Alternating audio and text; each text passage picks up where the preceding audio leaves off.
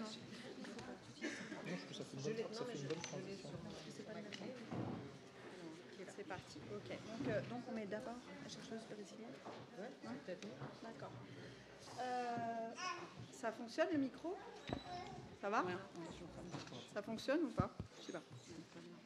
Bon bah bonjour à tous et à toutes. Je voulais dire un petit mot avant de commencer. Je voulais dire encore, tous mes remerciements. D'abord à François Héran, à l'Institut Convergence et au Collège de France, et puis également aux autres institutions qui nous ont soutenus, et notamment l'USPC et le LIEP Sciences Po qui nous ont énormément aidés dans l'organisation de cette journée. Et puis évidemment tous les invités, toutes les personnes qui sont venues ce matin pour essayer de travailler un texte qui soit présentable pour cet après-midi. Alors c'est vraiment un travail en cours qu'on souhaiterait continuer donc à faire avec vous maintenant. Donc j'espère qu'on aura suffisamment de temps pour discuter de tout ça. On va essayer d'être rapide. Le texte est disponible à l'entrée de la salle, si certains ne l'ont pas encore. Et donc c'est vraiment un document de travail. On voit cette journée comme un point d'étape dans la structuration de ce qu'on souhaiterait appeler finalement un JM, parce que ça fonctionne en anglais et en français, et puis on va enlever le A parce qu'on a eu déjà quelques discussions autour du A pour asile, fallait-il l'inclure ou pas dans migration, et finalement on serait plutôt sur un JM, donc à la suite du GIEC, un JM. Donc le GM, ce serait Group of International Experts on Migration, ou Groupe international d'experts sur les migrations, avec un fonctionnement à la fois en anglais et en français avec le même acronyme, ce qui a des avantages. Donc, je vais vous dire juste quelques mots de contexte sur la raison pour laquelle on a décidé d'organiser cette journée. Donc on a lancé cet appel le 26 juin pour la constitution d'un groupe d'experts sur les questions de migration et d'asile. C'était un petit peu en réaction à ce qui était en train de se passer. De ce point de vue-là, c'était très régional, si vous voulez. C'était un petit peu en réaction à ce qui était en train de se passer en Méditerranée, où on assistait à l'errance de l'Aquarius, et puis aussi au fait qu'un Conseil européen important allait se réunir à la fin du mois, et qu'on jugeait que, après avoir été sollicité individuellement pour intervenir dans les médias ou auprès de responsables politiques et avoir senti que notre voix était difficilement audible, il nous semblait important en fait de faire émerger cette voix collective des chercheurs autour de ces questions-là. Donc on est parti de ça, et surtout cet appel, en fait, il a eu vraiment un succès très important. On s'y attendait pas forcément. En 2 jours, on a eu 600 signatures. Beaucoup de signatures françaises, évidemment, mais aussi beaucoup de signatures à l'étranger. C'est peut-être la première chose que je voudrais vous dire avant de rentrer dans le vif du sujet. L'appel peut encore être relayé, et même ce serait fantastique si vous pouviez continuer à le relayer. Et notamment, c'est vrai que les signataires reflètent un petit peu nos propres réseaux de connaissances. Donc on a beaucoup de signataires en fait en Afrique, aux États-Unis, en Europe, mais par exemple en Asie, en Amérique latine, on est clairement moins connectés, et donc certains d'entre vous sont spécialistes de ces régions-là, et ce serait vraiment bien si vous pouviez aussi faire jouer vos contacts. Je voulais dire par rapport à ce qui a été dit tout à l'heure concernant le fait que, la question, savoir s'agit-il d'une initiative européenne? Absolument pas. Bon, on a fait un petit peu, on a organisé cette journée un petit peu quand même dans l'urgence. C'était pas prévu, mais l'appel a vraiment suscité un enthousiasme tel qu'on s'est dit que c'était important de battre le fer tant qu'il était chaud. Donc on a organisé cette journée, et donc on s'est un petit peu centré, c'est vrai, sur un réseau européen de chercheurs qui avait répondu avec beaucoup d'enthousiasme à notre appel, mais on a aussi des contacts et des relations avec d'autres chercheurs, et notamment donc vous aurez cet après-midi le témoignage d'une chercheuse, Daisy Freitas, qui se trouve à l'université de São Paulo. Et par ailleurs, Yves Charby nous dira quelques mots de la réunion des chercheurs africains qui s'est tenue à Marrakech en fin de semaine dernière, et qui également s'inscrit dans l'esprit du JM. Donc voilà, donc l'idée est de constituer ce collectif. Alors on s'est effectivement inspiré du modèle du GIEC, et c'est pour cela qu'on a invité aussi Éric Guillardi, qui était membre du GIEC, à venir, climatologue, à venir nous expliquer un petit peu de comment a fonctionné le GIEC et quelles sont les leçons qu'on peut tirer. Alors, il ne s'agit pas forcément de suivre le modèle du GIEC, mais simplement de s'en inspirer et de voir ce qu'on peut faire quand on travaille sur un autre sujet, un sujet de sciences sociales, de leur fonctionnement, des problèmes aussi de communication qui ont pu être rencontrés. Et c'est pour cela aussi qu'on a invité Catherine Guilliardi, qui est journaliste, à la fois spécialiste du climat et spécialiste des migrations, pour nous parler de ces questions-là, donc de la façon dont on peut interroger, en tant que spécialiste des migrations, le modèle GIEC. Donc notre groupe, il fait écho à un certain nombre d'actualités, évidemment, donc notamment l'appel de l'ONU en faveur de politiques, donc dans le cadre des Global Compact, de politiques fondées sur des preuves scientifiques et de lutte contre les fausses perceptions. Mais il répond aussi à nos propres inquiétudes en tant que chercheurs, et ça a été dit, et j'espère qu'on aura l'occasion d'en reparler cet après-midi, face aux entreprises de désinformation ou de caricature, de la manipulation des données, on en a déjà parlé, des idées reçues qui polluent le débat public, et notamment, alors on ne va pas toutes les lister parce qu'il y en a beaucoup, mais enfin bon, l'illusion de l'invasion de l'Europe par l'Afrique ou par l'Asie, la méconnaissance des coûts et gains de l'immigration pour l'emploi, enfin vous avez tout ça dans le texte, les mythes, les différentes métaphores, voilà, autour de l'appel d'air, etc. Voilà. Donc il ne s'agit pas de faire... Sinon, on peut aussi enchaîner directement. Donc, on va pas. L'idée n'est pas forcément de faire du fact-checking. Bon, par ailleurs, ce sont des initiatives qui existent par ailleurs, et notamment dans le cadre de lycée migration, on essaie de développer ce type d'initiative aussi. Il ne s'agit pas forcément de produire de nouvelles recherches, puisque les recherches, elles sont nombreuses, elles existent déjà, mais par contre, plutôt de produire une voix collective qui permettrait en quelque sorte, de gagner en légitimité, peut-être, et d'être plus audible. Voilà. Et je vais laisser la parole à Hélène, qui va nous expliquer concrètement comment on a imaginé que ça pourrait marcher. Mais là encore, c'est un petit peu le résultat de nos discussions de ce matin. Ça peut évidemment, on peut en discuter, ça peut évoluer. Voilà. Bien sûr, donc encore une fois, le document que vous avez entre les mains est tout à fait au stade de document de travail et de brouillon. Vous voyez même que le nom du groupement a évolué. Donc la stratégie qui s'est dessinée, enfin la feuille de route, on va dire plutôt, qui s'est dessinée ce matin est une feuille de route à la fois prudente et ambitieuse. L'idée est de procéder en 2 étapes. La première étape serait de structurer le réseau des chercheurs tel qu'il s'est manifesté à travers l'appel, à travers ces 723 signatures de juin à aujourd'hui. Donc de structurer cette communauté en se greffant sur des institutions déjà existantes. Donc pour l'instant, une forme de modestie. Il s'agit d'une part d'étendre le réseau de signataires. Donc là, l'appel notamment de Camille pour promouvoir la signature de cette initiative dans des régions moins touchées en Asie et en Amérique latine notamment, mais pas exclusivement, est important. Et éventuellement générer des initiatives similaires à celle qui s'est tenue ici, c'est-à-dire des rendez-vous qui rassemblent un peu la communauté scientifique, essentiellement nationale, puisqu'on est tous, il y a une contrainte de lieu,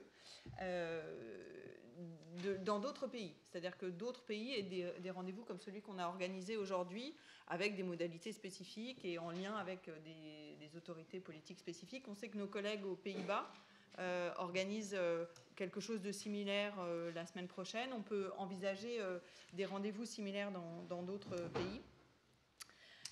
Il s'agit aussi d'identifier dans chaque pays des institutions relais. Pour reprendre la terminologie qui est utilisée dans le GIEC, il y a des institutions relais similaires qui sont des focal points, en général des laboratoires ou des institutions de recherche, pour déjà les identifier et les mettre en réseau en utilisant notamment la société savante qui existe à l'échelle européenne en matière d'études des migrations et d'intégration, qui est IMISCO, et qui pourrait servir on va dire, d'institution de rassemblement ou de point de contact pour ces différentes institutions à ce stade très low-key, très low institutional structuring. Donc on est vraiment, c'est pas par fatuité que je parle en anglais, c'est aussi pour que nos collègues qui sont un peu concernés, en l'occurrence Peter, get a grip of what I'm talking about. Voilà, bien sûr, je ne fais pas du franglish. Voilà, bon. Donc voilà, l'idée est de commencer avec une stratégie comme ça, de construire à partir des choses existantes, d'étendre un peu la sphère des signataires, mais de partir d'institutions existantes, de les identifier, de les fédérer et d'utiliser on va dire l'accueil, IMISCO comme une institution qui peut identifier et comme ça recenser et mettre en contact ces différentes institutions. L'idée est aussi de mobiliser quand c'est possible. Là, encore une fois, on est dans une stratégie non pas de basse intensité en termes de production, mais de basse intensité en termes de coûts, de mobiliser quand c'est possible les projets et les ressources existantes en matière de recherche pour les migrations. Encore une fois, jamais le projet de ce groupe n'est de produire de la recherche nouvelle, il ne s'agit pas de ça, mais plutôt de rendre visibles des recherches existantes, et pour ce faire, donc, d'utiliser les ressources de la recherche publique ou de la recherche financée par l'Union européenne à travers différents projets qui existent. L'Union européenne, la Commission, a mis depuis 4 ans, près de 70 millions d'euros sur des programmes de financement, sur des programmes ayant lien à la migration. Donc il y a, dans le cadre du programme Horizon 2020, mais dans d'autres cadres aussi. Donc il y a quand même une sorte on va dire une marge de ressources qui est dégagée progressivement. Et l'idée est donc de valoriser ces projets et leurs résultats dans le cadre de ce groupe.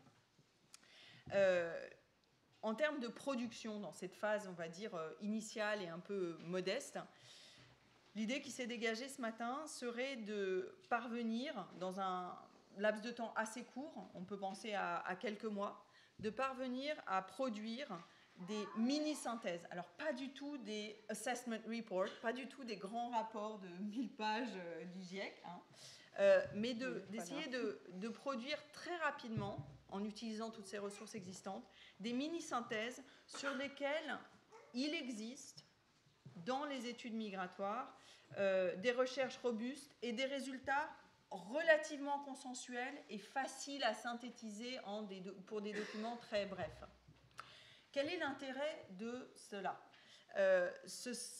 L'intérêt serait de servir de produit d'appel. Vous excuserez mon vocabulaire marketing, mais de se servir de ces mini-synthèses comme produit d'appel pour démontrer l'utilité du GIEM, sa valeur ajoutée, et passer à la deuxième phase. La deuxième phase, c'est une phase sur laquelle, bien sûr, on ne peut pas vraiment s'engager, qui serait une phase de structuration et d'institutionnalisation du groupe à plus long terme. Elle pose différentes questions. Certaines ont été évoquées dans la partie du débat qui précède, et notamment la question du soutien politique et du rapport des institutions politiques à un groupe d'experts internationaux sur les migrations.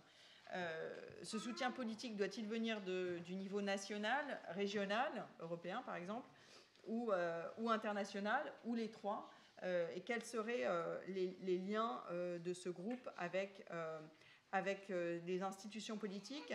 Nous sommes tombés d'accord que ce groupe doit être totalement indépendant dans ses productions, dans ce qu'il va produire comme synthèse des connaissances, mais qu'il ne prétend pas à la neutralité.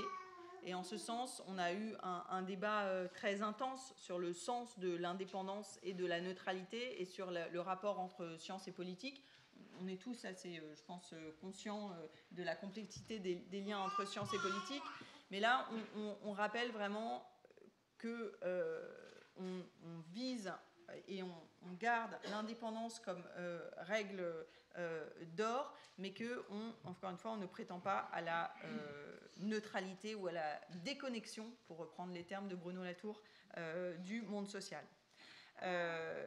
L'idée est donc de travailler pendant la phase 1 à tisser des liens avec nos institutions politiques, nos gouvernements, la Commission européenne, l'ONU, enfin, voilà,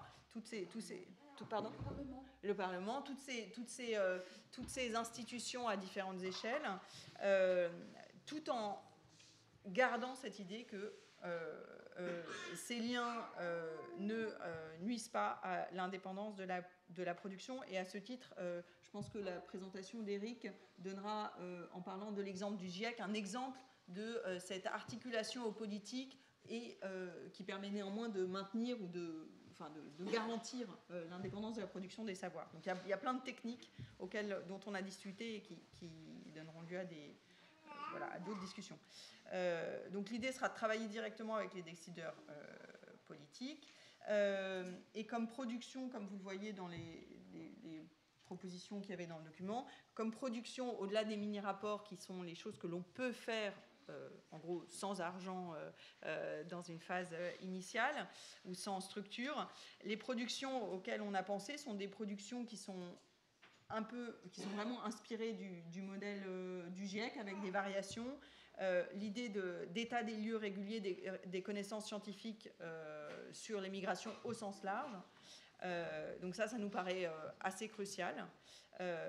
Et aussi d'articuler ça avec des productions plus ponctuelles et des rapports thématiques. Avec cette idée qui est centrale, c'est que la création de ce groupe permet d'inverser le flux habituel du lien entre politique et recherche, où de manière classique dans la recherche financée sur projet, c'est le politique qui offre des cadres de financement, éventuellement des thématiques, qui éventuellement posent les questions auxquelles les chercheurs répondent.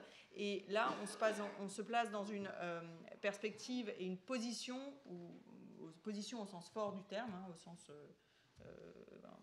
anthropologique du terme, une position différente où ce groupe permet de prendre la main et d'être à l'initiative de cette production de synthèse pour notamment faire émerger des questions, faire émerger des cadrages qui n'existeraient pas dans le débat public. Et donc je pense que là, effectivement, on a besoin de l'expérience du GIEC et d'une présentation plus concrète de l'expérience du GIEC. Bien, merci. Bonjour à tous. Merci de cette invitation. Alors, moi, je ne suis pas du tout un expert de migration, hein, donc j'apprends beaucoup aussi aujourd'hui.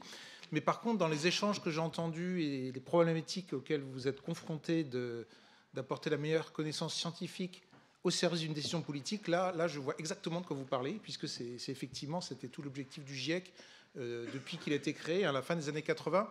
Alors, peut-être pour la petite histoire, mais elle est peut-être pas si petite que ça, le GIEC, en fait, a été poussé fortement par Ronald Reagan et Margaret Thatcher, qui, à l'époque, ne croyaient pas trop à ces histoires-là, ne voyaient pas envie de changer, hein, comme on retrouve certains de leurs successeurs aujourd'hui, et se sont dit, on va gagner du temps, on va faire un machin qui va réfléchir à faire de l'état de la science, et c'est le GIEC qui a été créé à ce moment-là.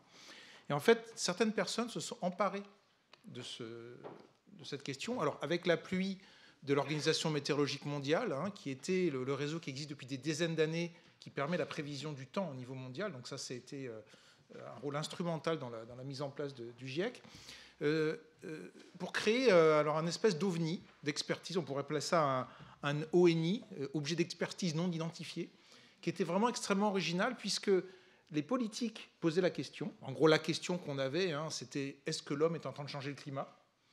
Il y avait d'autres questions qui venaient après. Hein, quels impacts sur l'environnement et la société? Qu'est-ce qu'on peut faire? Donc il y a un certain nombre de questions relativement simples et très hauts.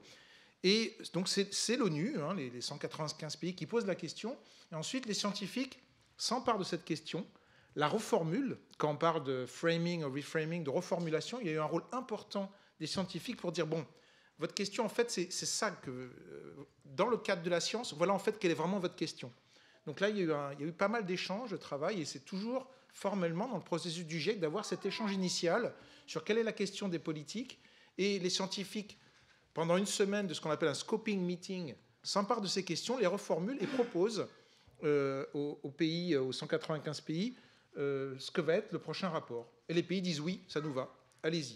Et à partir du moment où ils disent oui, là, ils n'ont plus la main sur la constitution des rapports. Donc, c'est les scientifiques qui s'organisent, qui vont par les points de contact nationaux. Alors, les points de contact nationaux, puisque c'est une organisation de l'ONU, ce n'est pas des laboratoires ou des associations, c'est l'État. En France, le point de contact national du GIEC, il est au ministère de la Transition écologique et solidaire. Donc ça, c'est une différence. Voilà, bon, et donc, il va susciter des experts au niveau national. Ça passe par les pays pour s'assurer que les gens ont un minimum d'expertise. Mais ensuite, le choix des experts, ce n'est pas les pays ou les politiques qui le font, c'est le bureau du GIEC qui est formé de scientifiques. Trentaine de scientifiques reconnus dans leur domaine au niveau international. Voilà, donc ça, c'est le processus. Ensuite, ces rapports, pendant plusieurs années, sont rédigés avec plusieurs relectures, reviews. Le dernier rapport du GIEC, on avait plus de 100 000 commentaires qu'on a reçus d'experts. Et tous ont été documentés. Vous allez aujourd'hui en ligne et vous trouvez la réponse à chacun de ces commentaires qui a été apporté. Donc un processus extrêmement transparent, ce qui participe aussi à la crédibilité du processus.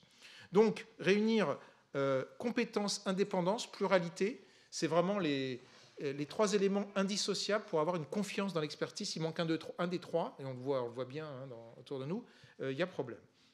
Donc c'est vraiment cet objet un peu d'expertise non identifiée qui a eu cet impact. Alors vous disiez tout à l'heure, notre représentant de l'UNESCO, que vous ne compreniez pas très bien comment ça avait pu marcher et qu'on voyait que ça avait marché par la quantité d'argent qui avait été dépensé pour contredire les conclusions.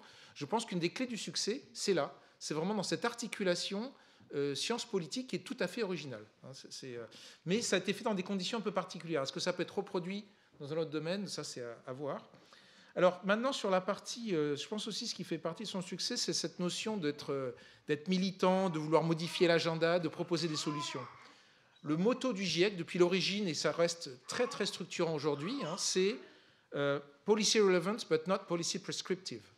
Ça, c'est extrêmement important. C'est-à-dire que dans la troisième partie du rapport, on regarde les solutions pour limiter le changement climatique, donc les émissions de gaz à effet de serre, pétrole, charbon et gaz.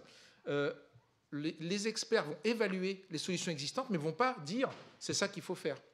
C'est plutôt, en fonction de tout ce qui existe, voilà les conséquences de ça. Un autre aspect dont on a parlé ce matin, qui est important dans Framing the Issue, pour poser la question, c'est l'histoire de scénarios. Encore une fois, c'est explorer plusieurs scénarios futurs et de dire, bon voilà, si on ne fait rien, par exemple, on ne réduit pas les émissions, voilà ce qui se passera. Si on fait telle trajectoire, voilà ce qui se passera. Donc d'étudier plusieurs trajectoires, un peu un élément prospectif. Et là aussi, c'est assez neutre dans le sens de policy, c'est de dire, voilà, vous État, voilà ce que vous avez à votre disposition comme outil. Et du coup, j'en arrive au dernier point que je voulais faire, sur la notion de gestion de risque. Alors de risque ou d'opportunité. C'est vrai que dans le climat, en fait, il y a surtout beaucoup de risques, assez peu d'opportunités dans le changement climatique. Par contre, dans les migrations, j'ai bien compris, il y a aussi des éléments positifs et d'opportunités. Et donc, de placer le débat, on voit bien le dernier rapport du GIEC sur 1.5, dont vous avez entendu parler il y a quelques semaines, est vraiment orienté sur, on a le choix entre plusieurs solutions, quelle gestion de risque on est prêt à faire ensemble. Et quand on met ça aussi de cette façon sur la table, les politiques ils passent leur temps à gérer les risques, à prendre des décisions dans un environnement incertain. Donc en leur donnant des éléments qui comprennent, c'est pas où vous êtes les vilains, où on va à la catastrophe, c'est fichu, non, c'est vraiment dans leur langage de prise de décision. Donc les rapports du GIEC s'orientent de plus en plus vers ça, et je pense que c'est un élément intéressant qui rejoindra peut-être certaines des choses. Voilà. Alors, peut-être finalement, puisqu'on disait, il y a des différences, mais je pense qu'il nous rapproche, c'est que chacun dans nos recherches, on voit des vulnérabilités pour nos sociétés dans les années qui viennent, les dizaines d'années. Encore une fois, le GIEC n'est pas là pour sauver les animaux, les petites fleurs, la planète. C'est vraiment ce qui est en jeu et pourquoi on sort de nos laboratoires. Et je rappelle, le GIEC a eu le prix Nobel de la paix. Ce n'était pas un prix Nobel scientifique. C'est vraiment l'équilibre de nos sociétés qui est en jeu dans les années qui viennent. Et je pense pour les migrations, ça en fait partie. C'est un élément de nos sociétés. Et je pense que vous avez lancé, c'est que c'est qu'on ne puisse pas dire un jour « Ah, en fait, on ne savait pas ». Merci.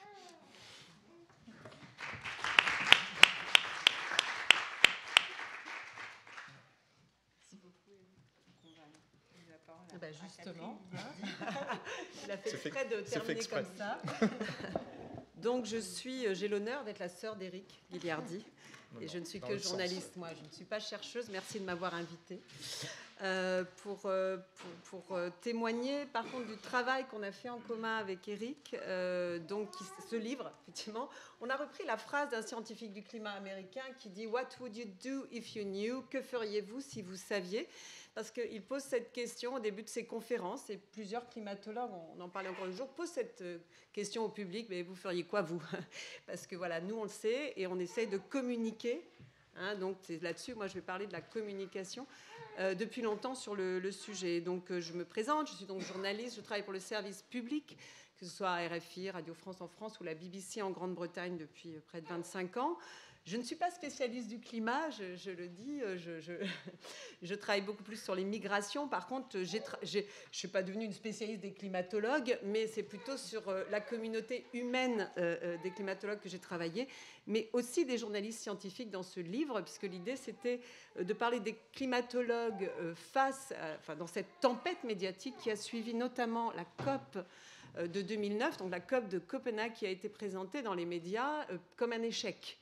Aujourd'hui, on revient un petit peu là-dessus, mais effectivement, il n'y a pas eu de signature, les signatures qu'on attendait. Et donc, à partir de là, particulièrement en Europe, il y a un déferlement médiatique, hein, on va dire comme ça, qui a repris la parole de ceux qu'on a appelés les climato-sceptiques. Nous, dans notre livre, nous les appelons exprès des négateurs. D'ailleurs, c'est Bruno Latour, à nouveau, lui encore, qui dit, oui, on va les appeler comme ça, non pas des négationnistes, mais bon, vous voyez bien que ça se rapproche, des négateurs, puisque les sceptiques, ça n'est pas eux, ce sont les scientifiques. Et c'est pareil, les mots ont leur importance. Nous avons choisi ce terme-là. Donc, moi, ça fait une dizaine d'années que je travaille avec des chercheurs. J'ai participé à la mise en place de l'exposition permanente avec toute une équipe sur les archives sonores, donc de l'ancienne Cité nationale d'histoire de l'immigration, aujourd'hui Musée national d'histoire de l'immigration. Et déjà, à l'époque, j'ai vu la difficulté qu'était pour ces chercheurs qui travaillaient sur des sujets qui sont des sujets de polémique publique. J'ai bien compris que ça n'était pas toujours des polémiques scientifiques, même si dans le champ des migrations, il y a peut-être plus de polémiques scientifiques qu'aujourd'hui on en trouve entre les climatologues sur les grandes lignes. Hein. J'ai bien compris que c'était compliqué. Voilà, et aujourd'hui, donc, j'accompagne les fellows de l'Institut Convergence Migration qui est mené par François Héran pour la publication mensuelle d'une revue en ligne qui s'appelle De facto. Vous pouvez aller voir aujourd'hui, nous avons notre nouveau numéro. Et nous allons organiser des rencontres entre la presse et la recherche sur le modèle du Science Media Center qui est à Londres. Je ne sais pas si vous en avez entendu parler, où effectivement on crée ce lien. Tout à l'heure, je crois que c'est Steven qui disait qu'ils reçoivent des journalistes à l'Institut Max Planck. Effectivement, ce lien se fait déjà dans plusieurs pays. Nous allons l'encourager et je suis très heureuse de participer à cette aventure. Et je constate effectivement depuis le début de cette aventure, donc c'est tout nouveau, hein, l'été dernier, que la demande des chercheurs à mieux communiquer avec les médias est très forte. D'ailleurs, les discussions de ce matin et aussi de cet après-midi évoquent souvent quand même les médias.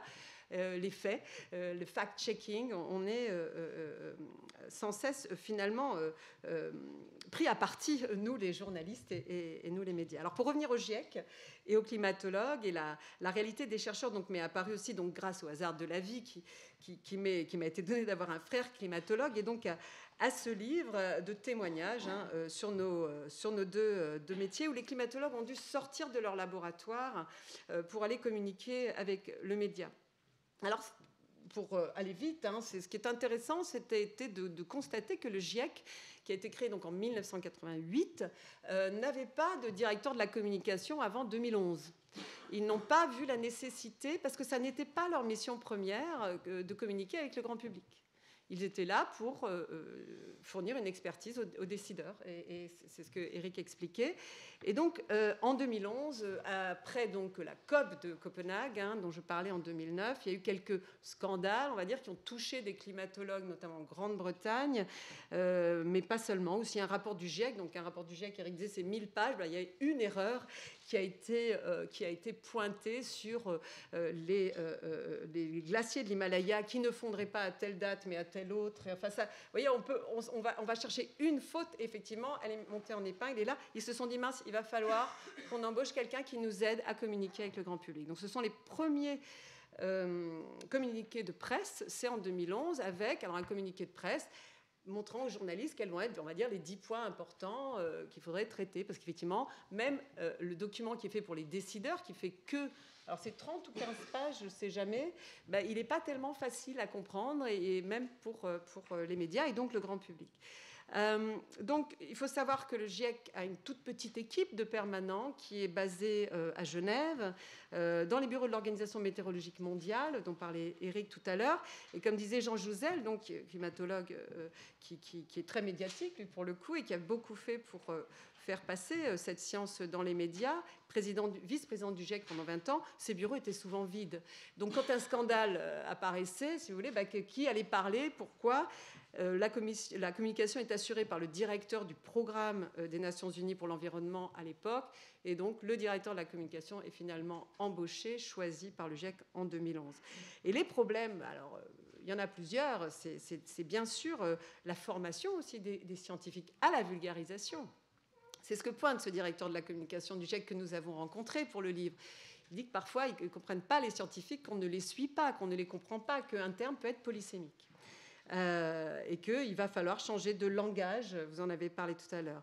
Il y a aussi l'incompréhension du public ou le manque de formation du public sur la démarche scientifique, et là, pas seulement en sciences dures, on le retrouve en sciences sociales pour ce qui est des migrations. Et enfin, l'image du scientifique, ou plutôt l'image des institutions scientifiques. Le scientifique, nous l'avons vu quand nous avons fait cette enquête pour le livre, reste assez crédible. Le Monde régulièrement publie des sondages scientifiques à 80% d'opinion positive. Par contre, l'institution scientifique est beaucoup plus décrédibilisée, comme l'est l'institution politique, comme l'est l'institution journalistique, etc.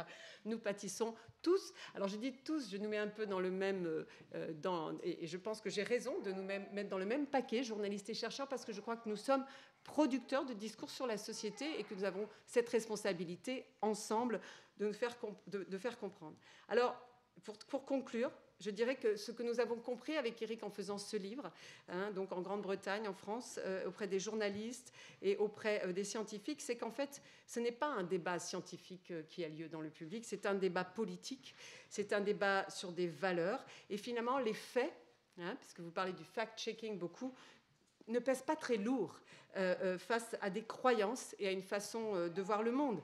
Donc les sites de désinfox qui se créent très bien, que ce soit dans les médias, que ce soit dans les institutions de recherche, enfin les organismes de recherche, très bien. La formation des chercheurs, il faut former plus les chercheurs à la prise de parole médiatique. Ça, c'est pas dans la formation première, par exemple, c'est quasiment inexistant. La présence plus importante des chercheurs dans les médias, elle est réelle. Il y a des sites, d'ailleurs, comme The Conversation, qui s'est créé en Australie et qui maintenant existe dans plusieurs pays d'Europe, en Afrique, aux États-Unis, qui fait même signer les chercheurs. Nous le faisons aussi avec l'Institut Convergence Migration, bien sûr, mais encore une fois, que valent les faits, finalement, face aux croyances? Et deuxième, ce sera ma conclusion, parce que vous en avez beaucoup parlé, c'est la question de, alors, activism en anglais, militantisme en français. Est-ce qu'il ne s'agit pas simplement d'un engagement dont il faut parler, qu'il faut assumer? Et en tant que chercheur et en tant que journaliste, effectivement, quelqu'un disait tout à l'heure, je crois le monsieur de MSF, que les journalistes sont acquis à la cause aujourd'hui du réchauffement climatique. Eh bien, il y a beaucoup de journalistes acquis à la cause de cette question des migrations. Alors, qu'est-ce que ça veut dire? Comment peut-on être crédible tout en étant engagé? Je pense qu'on est dans les médias dans la même problématique que vous. Voilà. Merci beaucoup, Catherine. Et donc, on va laisser la parole à notre collègue brésilienne. Donc, vous pouvez regarder. Voilà. Et vous verrez que voilà, je pense que c'est assez complémentaire parce que elle part d'une approche locale. Donc, c'est une vidéo qui dure 6 ou 7 minutes. Et puis après, on commencera le débat. Voilà. Merci beaucoup. Alors, elle n'est pas en plein écran. C'était super complémentaire.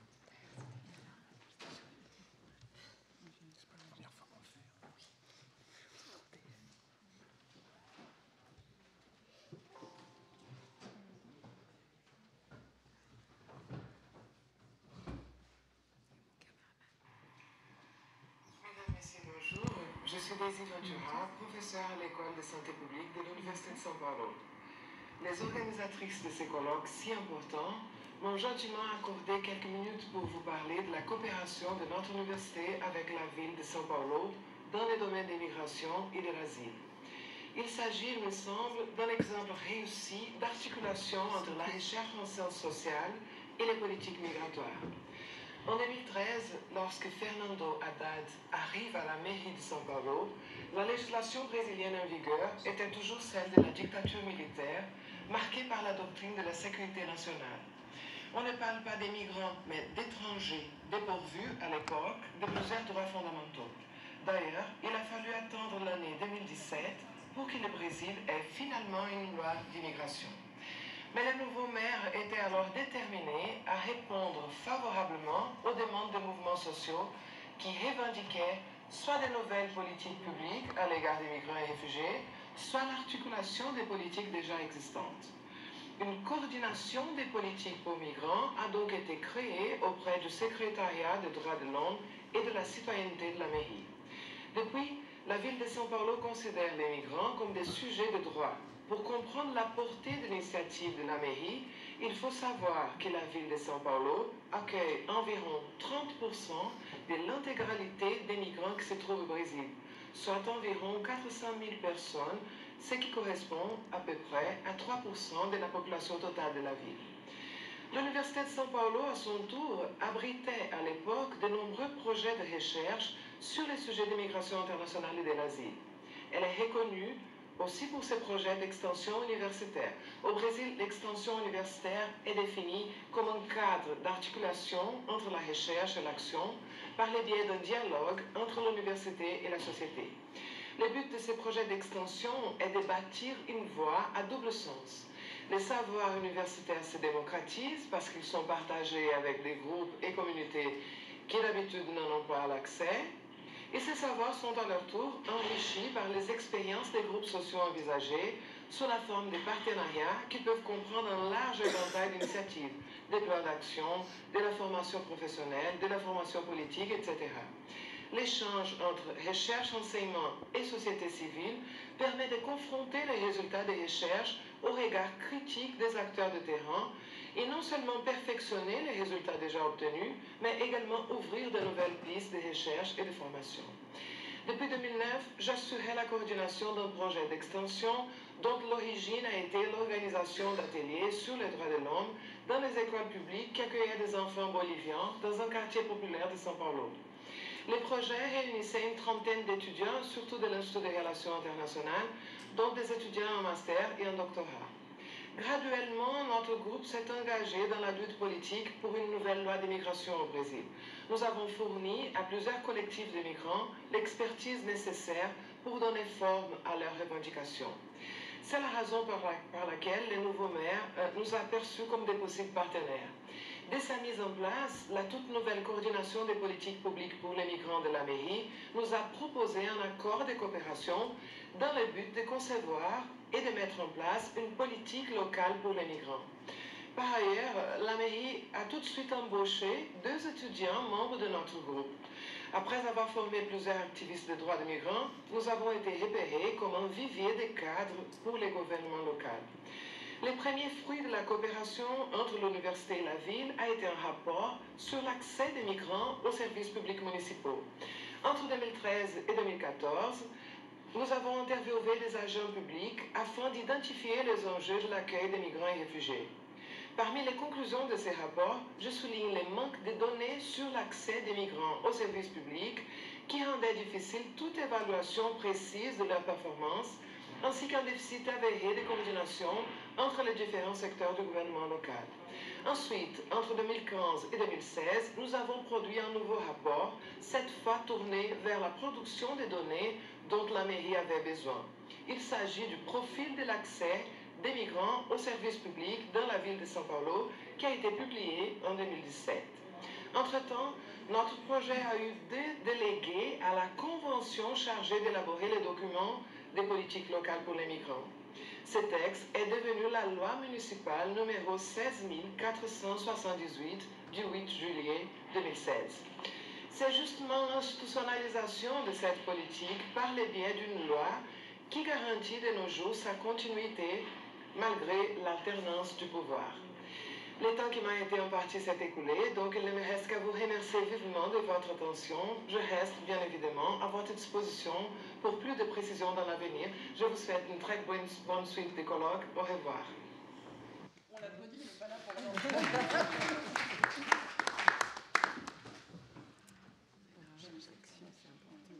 Ben voilà, on ouvre la discussion. Je sais qu'il y aura un témoignage d'Yves Charby sur la réunion de Marrakech et puis qui veut intervenir.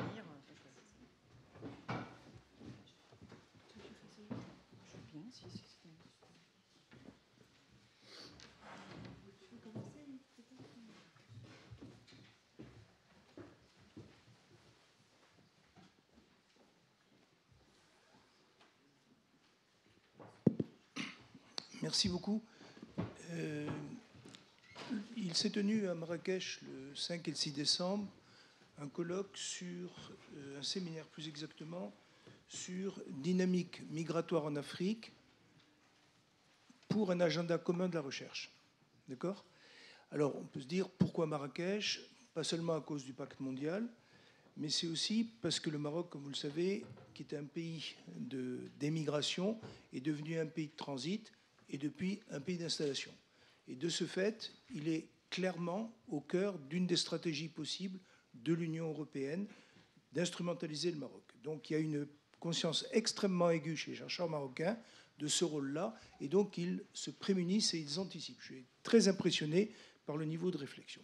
Un autre aspect, alors je vous donne un exemple très précis, il y a 3 ans, il y a une convention qui a été signée entre le ministère de l'enseignement supérieur et de la recherche et le ministère des Marocains résidant à l'étranger. Le thème du colloque, c'était précisément à l'occasion de ce partenariat interministériel, c'était quels peuvent être les enseignements des universités et les apports à la politique migratoire. Et j'avais été invité pour présenter ce qui se faisait au CEPED. D'accord ? Donc, les Marocains, moi j'étais réellement impressionné par la maturité, la capacité d'anticipation. Ils se rendent parfaitement compte qu'ils ne peuvent pas poser le problème indépendamment des compétences subsahariennes. Et de fait, le colloque rassemblait 4 ou 5 universités marocaines, mais aussi Bamako, Cherantia Diop, Dakar, Saint-Louis, Yaoundé, Niamey, Witwatersrand. Donc il y avait vraiment une collaboration de recherche. Alors, juste pour vous expliquer, ce qui était très intéressant aussi, c'est qu'il y avait comme par hasard le HCR, l'Union européenne, l'UNESCO et l'OIM, qui ont été très actifs dans les débats. Alors, je ne vais pas évidemment vous faire le compte-rendu, je n'ai même pas mes notes pour vous dire, donc c'est vraiment de mémoire. Mais ce qui était très intéressant, c'est qu'il y avait bien sûr l'inévitable démographie, mais il y avait aussi la question de la protection juridique. Il y avait la question des transferts, du développement local, du rôle des associations. Et enfin, quelque chose qui je trouve extrêmement intéressant, c'est un double aspect pour les politistes qui sont là, c'est l'émergence des droits nationaux. Et il y avait des comparaisons entre la Libye, le Maroc et le Niger. Et là, par exemple, on voyait très bien, et d'ailleurs la communication portait sur l'agenciarisation du droit, c'est-à-dire l'implication de plus en plus forte, notamment de l'Union européenne, qui pratiquement s'est positionnée en termes de tutelle vis-à-vis du Niger, alors que les Marocains ont dit non, non, on est tout à fait capable de régler. Donc il y a vraiment un problème d'État fort, d'État faible. C'était franchement extrêmement intéressant. Alors ce que je voudrais dire simplement, c'est que je connais très bien une des universités, enfin un de mes collègues, Mohamed Charef, qui est très actif. Ah oui, j'ai oublié de dire que ça avait été fait à l'initiative du CNDH, c'est-à-dire le Conseil national des droits de l'homme, avec une figure tout à fait charismatique qui s'appelle Driss El Yazami, qui a été emprisonné pendant très longtemps, condamné à mort. Enfin, c'est vraiment un militant avec une vraie vision. Et donc, lui-même était partisan du rapprochement entre les droits de l'homme et l'immigration et les universités. Donc, je trouvais ça tout à fait exemplaire comme synergie et comme dynamique. Alors, ce que je voudrais juste dire, c'est que j'ai évidemment posé la question. J'ai dit, est-ce que vous m'autorisez à dire qu'il se passe quelque chose à Paris, que vous seriez heureux de vous inscrire en collaboration? Alors, l'accord... ça a été tout à fait bien reçu. Et je dois dire, si je puis me permettre un commentaire, c'est que je crois tout à fait important, effectivement, que le réseau magnifique que vous êtes en train de créer, c'est un démographe qui a travaillé pendant 40 ans sur les pays du Sud en démographie. Je crois que c'est tout à fait important de ne pas oublier la démographie africaine et surtout de poser clairement les problèmes. C'est la discussion qu'on a eue tout à l'heure sur le risque d'instrumentaliser complètement la peur du nombre avec une fausse équation totale qui est croissance démographique forte, par conséquent pression migratoire, par conséquent ruée vers l'Europe. Voilà, je vous remercie.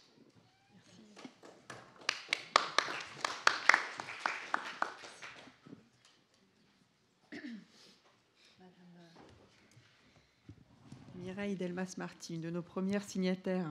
Merci. Je suis contente de me retrouver dans cet amphi où j'avais commencé mon cours il y a pas mal d'années maintenant au collège et que j'avais un peu abandonné pour d'autres amphis. Et voilà, je le retrouve grâce à vous. Alors, j'ai plusieurs questions sur votre GIEC des migrations. D'abord, sur la composition. Alors, la composition, est-ce que vous envisagez de faire entrer des migrants dans le... et également d'ailleurs des populations d'accueil? Parce que je pense que ce qui serait peut-être intéressant, c'est ce que ATD Quart Monde appelle le croisement des savoirs. C'est-à-dire il y a le savoir des savants, en l'occurrence les démographes, peut-être aussi les anthropologues qui ont beaucoup travaillé sur ces questions de migration. Et puis il y a le savoir, ce qu'ils appellent le savoir du vécu, le savoir des sachants, le savoir de l'expérience en fait. Tous ceux qui ont une expérience de terrain, soit comme accueil, soit comme accueillis. Et là, je ne sais pas si vous en avez discuté, si vous avez envisagé quelque chose. Alors ça, c'était ma première remarque. J'ai une autre remarque sur la structuration. Parce que est-ce qu'il faut uniquement structurer des institutions qui travaillent aussi sur les migrations, ou est-ce qu'il faut élargir un petit peu plus? Je pense à quelque chose qui s'est mis en place récemment avec Reporters sans frontières. C'est une déclaration qui a été présentée au Forum de la paix donc, le 11 novembre à Paris, une déclaration internationale sur l'information et la démocratie. Et il me semble que dans cette déclaration, lancée donc par Reporters sans frontières, mais ils avaient créé une commission dont j'ai fait partie avec quelques autres, qui a rédigé le texte de la déclaration. Alors si vous regardez, il y a beaucoup de choses qui peuvent vous concerner, notamment sur l'information fiable, la notion d'information fiable, le principe aussi que le droit à l'information comporte le droit à une information fiable. Il y a aussi des réflexions sur la notion de vérité, vérité factuelle, ses formes multiples, sur quoi elle repose. Il y a toute une réflexion là-dessus. Et puis, à la fin, inévitablement, il est proposé un groupe international d'experts, donc un GIEC, pour l'information et la communication. Donc il y a peut-être, je ne sais pas si vous vous êtes posé la question, mais il y aurait peut-être à établir un lien un peu plus large avec ce type d'institution. Et puis alors j'ai réfléchi aussi sur quelque chose qui est la motivation. Est-ce qu'il s'agit seulement de rationaliser? Oui, certainement d'abord et avant tout rationaliser les discours, mais est-ce qu'il n'y a pas aussi l'idée d'une mobilisation? Parce que finalement, si vous voulez vous adresser à ceux qui ne sont pas d'accord, c'est la question qui était posée tout à l'heure en début d'après-midi, comment s'adresser à ceux qui ne sont pas d'accord? Comment s'adresser à ceux qui ne raisonnent pas en logique, mais qui, au fond, ont des pulsions sous l'effet des émotions? C'est la peur, c'est la colère. Comment est-ce qu'on peut répondre à la peur et à la colère? Alors, est-ce qu'il ne faut pas introduire quelque chose de plus fort que la rationalité pure, qui serait une sorte de mobilisation? Et je pense à ce que nous avons essayé de faire avec quelques collègues, qui est de lancer l'idée qu'au moment où on fête les 70 ans de la Déclaration universelle des droits de l'homme, ce serait peut-être le moment d'inscrire dans le corpus de droit international un principe d'hospitalité qui avait déjà été lancé par Kant en son temps, hospitalité universelle. Alors c'est plus symbolique que ça n'aurait pas beaucoup de conséquences pratiques, mais symboliquement, Alors, ça peut exacerber les peurs, ça peut exacerber les frustrations, les fantasmes, mais il y a peut-être quelque chose à creuser dans cette direction-là. Donc voilà les questions que je vous transmets. Vous verrez si vous avez des réponses. Je pense que c'est des points de réflexion qu'on a et qui sont très stimulants, sur lesquels on pourrait discuter longuement, en fait. Ces trois questions qui sont centrales. Dans quelle mesure on reste entre chercheurs, où on inclut aussi, pas seulement les migrants d'ailleurs, mais aussi les activistes, les associations. Ça, c'est vraiment une première question qui me semble très importante. Donc, d'autres formes de savoir aussi qui sont importantes. D'ailleurs, ça a été soulevé aussi tout à l'heure. C'est un premier débat qu'on peut avoir. La question des émotions, elle est centrale, c'est-à-dire est-ce qu'on peut se passer par les émotions, effectivement. Et je pense que là-dessus, les climatologues aussi ont eu des expériences intéressantes en la matière, en sachant qu'il y a probablement des messages qui passent mieux par les émotions et d'autres, au contraire, qui sont complètement, d'après ce que j'ai compris en vous lisant, qui peuvent aussi être complètement paralysants, hein, notamment l'ours blanc sur sa banquise, là, c'est juste ça. Mais en tout cas, la question de l'hospitalité, je pense que c'est typiquement une question sur laquelle, justement, il serait intéressant de montrer comment différents savoirs se rejoignent. Justement, là, on a vraiment... Ce qu'il faut dire tout de suite, c'est que ce n'est pas un principe absolu, parce qu'on ne peut pas lancer l'idée d'un principe d'hospitalité absolu. C'est un principe régulateur, en fait. C'est un principe régulateur qui permet d'articuler les droits et les devoirs des uns et des autres. Et c'est dans ce sens-là qu'il faut le présenter, parce que sinon, ça crée immédiatement les fantasmes que vous avez énumérés tout à l'heure. Je peux réagir. Oui, sur cet aspect de croisement des savoirs, hein, comme vous dites, c'est une belle formule. On appelle ça dans une formule qui est beaucoup moins jolie. Je crois que je vais utiliser celle-là maintenant, qui est co-construction. On entend beaucoup. En fait, dans le domaine du climat, c'est clairement pour les solutions. On parle d'un problème global, les solutions sont locales. Et les solutions, c'est avec tous les acteurs qu'elles se mettent en place. On a vu l'exemple de Sao Paulo avec Daisy Ventura. Voilà. Mais ceci dit, pour reprendre le parallèle avec le GIEC, donne une expertise scientifique parce qu'elle suit la démarche scientifique et les experts ne sont que des experts scientifiques, ça apporte une crédibilité forte. On ne peut pas dire, ah oui, mais vous avez des membres d'ONG ou des gens qui vont travailler sur la corde sensible. Voilà. Donc c'est-à-dire la prise de conscience et l'impact du GIEC est quand même beaucoup lié au fait que ce n'était pas multi-acteurs, c'était vraiment la connaissance scientifique. Je ne dis pas que c'est le seul modèle. Et ensuite, comment est-ce que ça en est arrivé jusqu'à des décisions locales ? En France, il y a une loi qui a été passée, la loi sur la transition énergétique, qui est venue suite à l'accord de Paris, donc suite aux travaux du GIEC, hein, c'est une cascade, la loi dit qu'il faut des plans énergie-climat dans chaque territoire. Ensuite, les territoires s'emparent de cette question. Par exemple, l'exemple de la Nouvelle-Aquitaine a rédigé un rapport qui s'appelle Acclimatera pendant plusieurs années avec 400 personnes en co-construction, que ce soit certes des scientifiques, mais aussi des gens d'ONG, des collectivités territoriales, des entreprises, tous les gens qui avaient la connaissance locale de leur territoire et qui se sont emparés du problème d'adaptation au changement climatique et du problème de limiter les émissions. Donc c'est dans ce sens-là que ça s'est fait dans le cadre du climat. Alors peut-être que ça peut se faire différemment dans le cadre, mais je pense que voilà, c'est le chemin par lequel on est arrivé à cette co-construction. Ça n'a pas été directement au niveau de l'expertise au niveau international. Oui, l'urgence, c'est quand même de donner des informations fiables, effectivement. Je voudrais juste réagir sur la narration, parce que c'est vraiment un mot qui est souvent revenu, hein, une nouvelle narration. Effectivement, quand on a écrit ce livre, d'ailleurs, hein, c'est finalement, on arrive à ça. Le dernier chapitre, c'est une nouvelle narration. On s'est rendu compte que dans les médias, on commençait à parler des solutions avant la COP de Paris, par exemple. C'est-à-dire que à parler plus des solutions et donc à établir un langage positif. C'est-à-dire après le film d'Al Gore qui était en 2005, donc 10 ans avant la COP de Paris, qui crée donc une émotion très forte qui est d'abord une sidération. Hein, il y a des climatologues qui ont travaillé d'ailleurs sur le cerveau humain. Ils se sont approchés de neurologistes pour voir qu'effectivement la première réaction face à ces faits anxiogènes, c'est la sidération.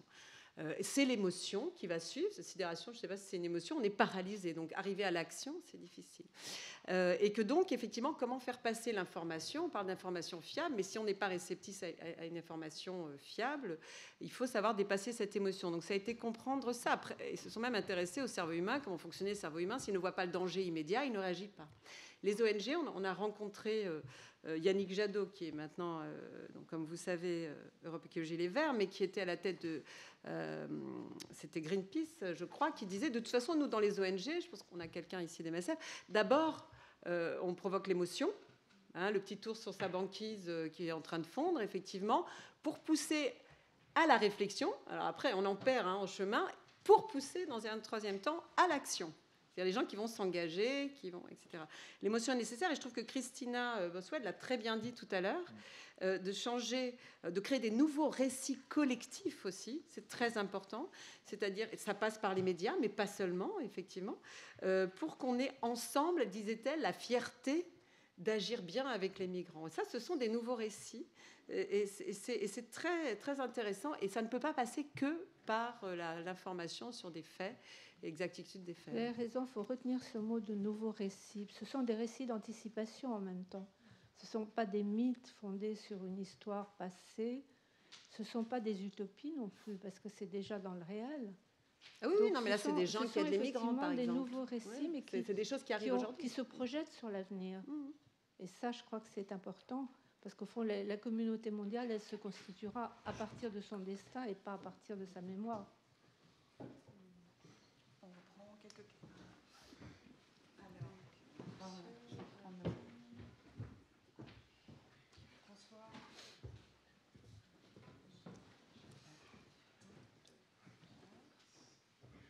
Merci beaucoup tout d'abord de l'initiative que je suivrai avec beaucoup d'intérêt, même si je n'en suis que spectateur et qui ne pourra que produire des choses utiles.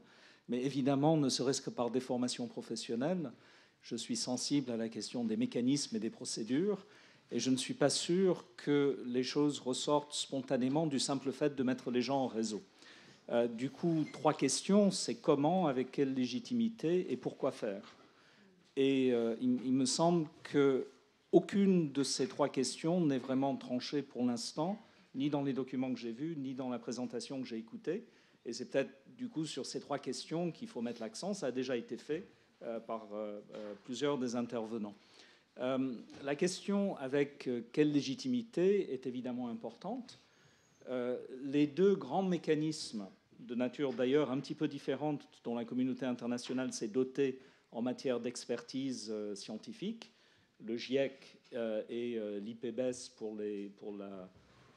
la biodiversité et les services écosystémiques, sont rattachés à des conventions internationales. Alors certes, le GIEC avait précédé la convention cadre, mais à partir de l'adoption de la convention cadre, il y a convergence des mécanismes, et l'IPBES est un résultat, parmi d'autres, de la Convention sur la diversité biologique. Du coup, la question de la légitimité est donnée d'avance.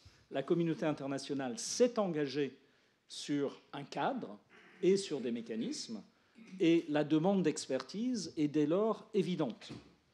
Alors, il y a à la fois un avantage et un inconvénient en matière de migration, c'est que la demande est présente, elle est donnée par les objectifs du développement durable, objectif 10, cible 7, et par le pacte qui en est finalement, de manière parfois inutilement verbeuse, l'opérationnalisation.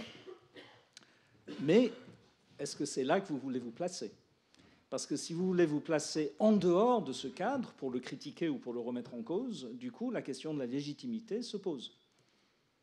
En revanche, si, avec quelques accommodements, avec des limites, avec des réserves, vous pouvez vivre dans ce cadre déjà légitimé par avance, du coup, vous bénéficiez d'un des leviers dont le GIEC bénéficie depuis longtemps et l'IPBES depuis beaucoup moins longtemps, à savoir que les États ne peuvent pas dire « mais on ne vous a rien demandé, de quoi vous mêlez-vous » Donc ça, c'est la première remarque, la légitimité. Vous remarquez que je ne formule pas la légitimité en termes de science versus non-science. C'est un sujet un petit peu différent. Et je crois qu'effectivement, la co-construction des savoirs a une importance considérable. Ce sont plutôt les procédures et les protocoles qui garantissent que le savoir informel puisse cohabiter avec le savoir formel d'une manière qui soit audible et cohérente. Deuxièmement, pourquoi faire?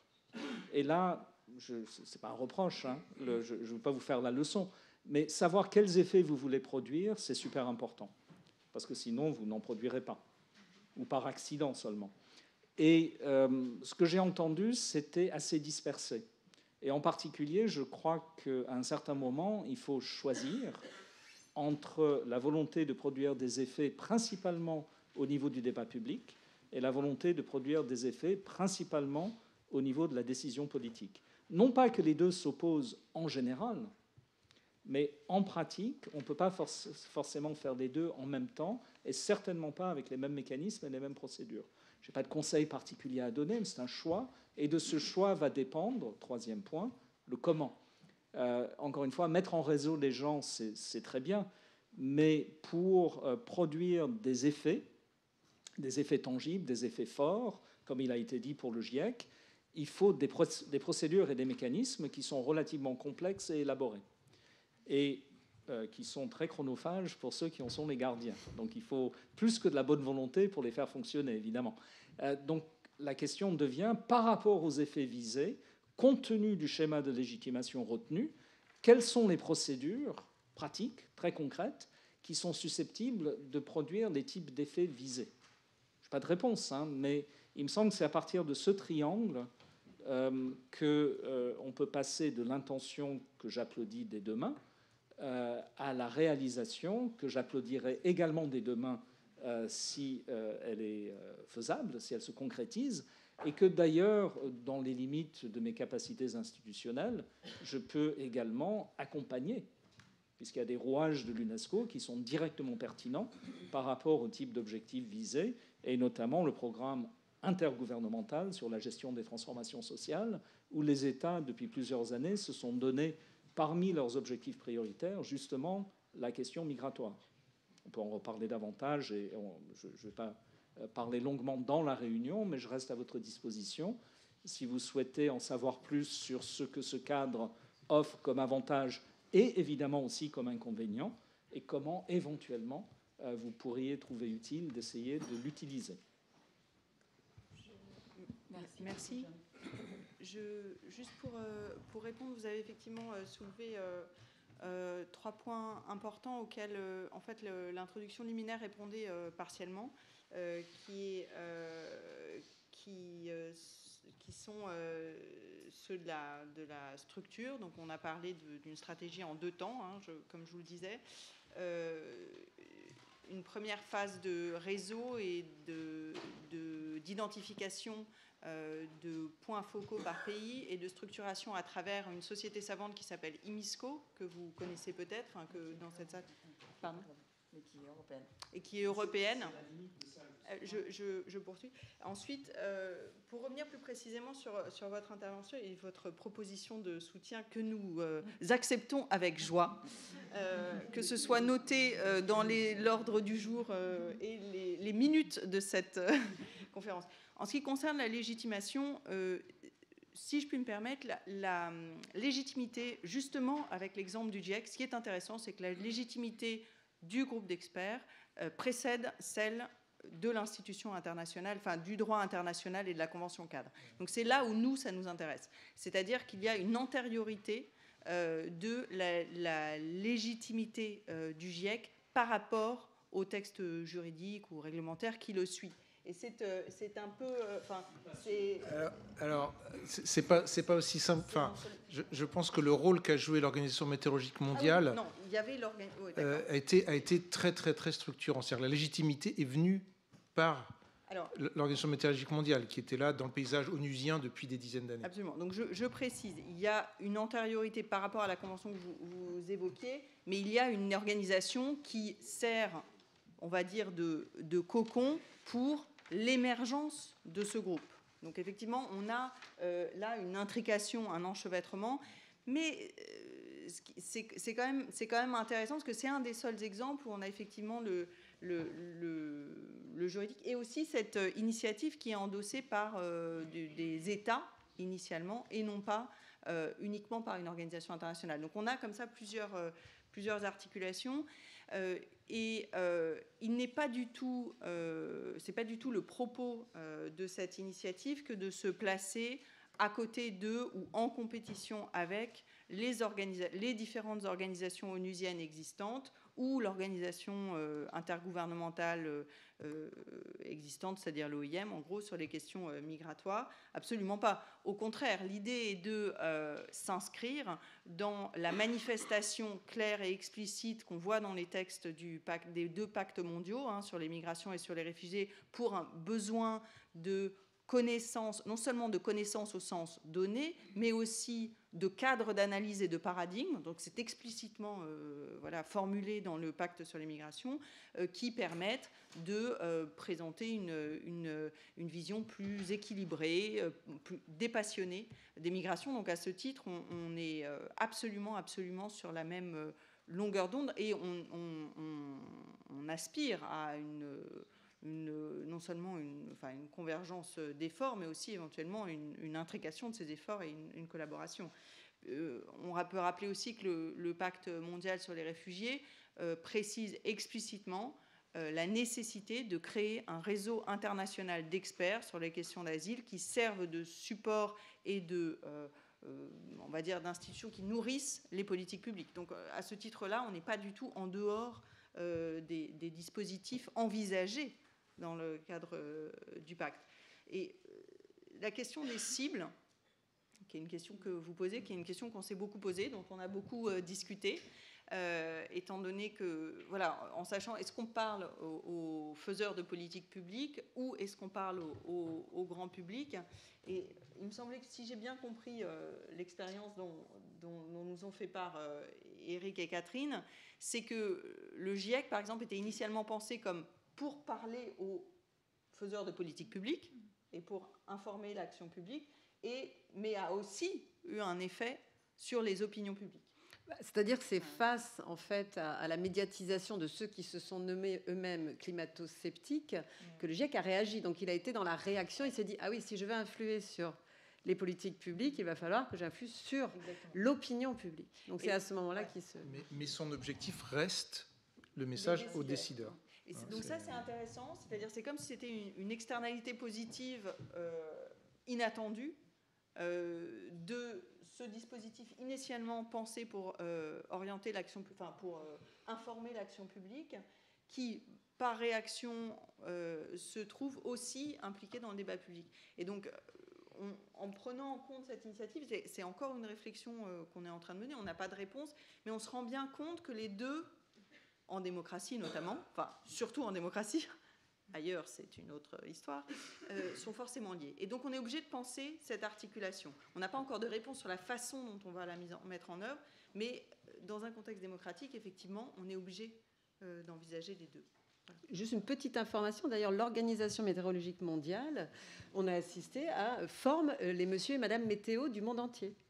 Donc vous allez avoir Madame Météo des Philippines, une vraie star, qui est formée par... D'ailleurs, il y avait aussi le bureau du GIEC qui était là, enfin le bureau, les représentants du GIEC qui travaillent là-dessus, qui formaient Madame Météo des Philippines, qui nous a très bien dit, mais effectivement, moi, parce que maintenant j'ai compris les grandes lignes, on va dire, de comment fonctionne le changement climatique, je peux expliquer à mes millions de téléspectateurs que lorsqu'il y a un typhon qui arrive, c'est un typhon, c'est ça, par là-bas, voilà, et ben voilà ce qui va se passer. Donc ils ont formé aussi les intermédiaires. Donc ce sont des journalistes, c'est Monsieur et Madame Météo. Donc le GIEC s'est aussi investi avec l'Organisation météorologique mondiale dans la formation des intermédiaires que sont les journalistes. Est-ce qu'il y a François Tu veux t'asseoir là? Je vais peut-être m'asseoir là. Je voulais revenir sur certains des points qui ont été abordés. Une des difficultés du sujet des migrations, qu'éprouvent tous ceux qui ont travaillé là-dessus, c'est à quel point ce sujet est totalement passionnel, objet de haine absolument terrible. Vous faites une apparition sur le journal de France 2 et vous expliquez simplement en 30 secondes que le pacte des migrations n'est pas juridiquement contraignants, vous recevez ensuite sur votre mail des mails d'injures, d'une violence absolument inouïe. Bon, j'ai reçu des menaces de mort dans l'exercice de mon métier, etc. Donc, le climat, je ne pense pas qu'il suscite autant de passion. Je ne sais pas. Il y en a eu aussi. Bon, bah écoutez. Alors, le problème, c'est que... Alors maintenant, la question, c'est de savoir... Je vais aborder deux questions différentes et qui se rejoignent finalement.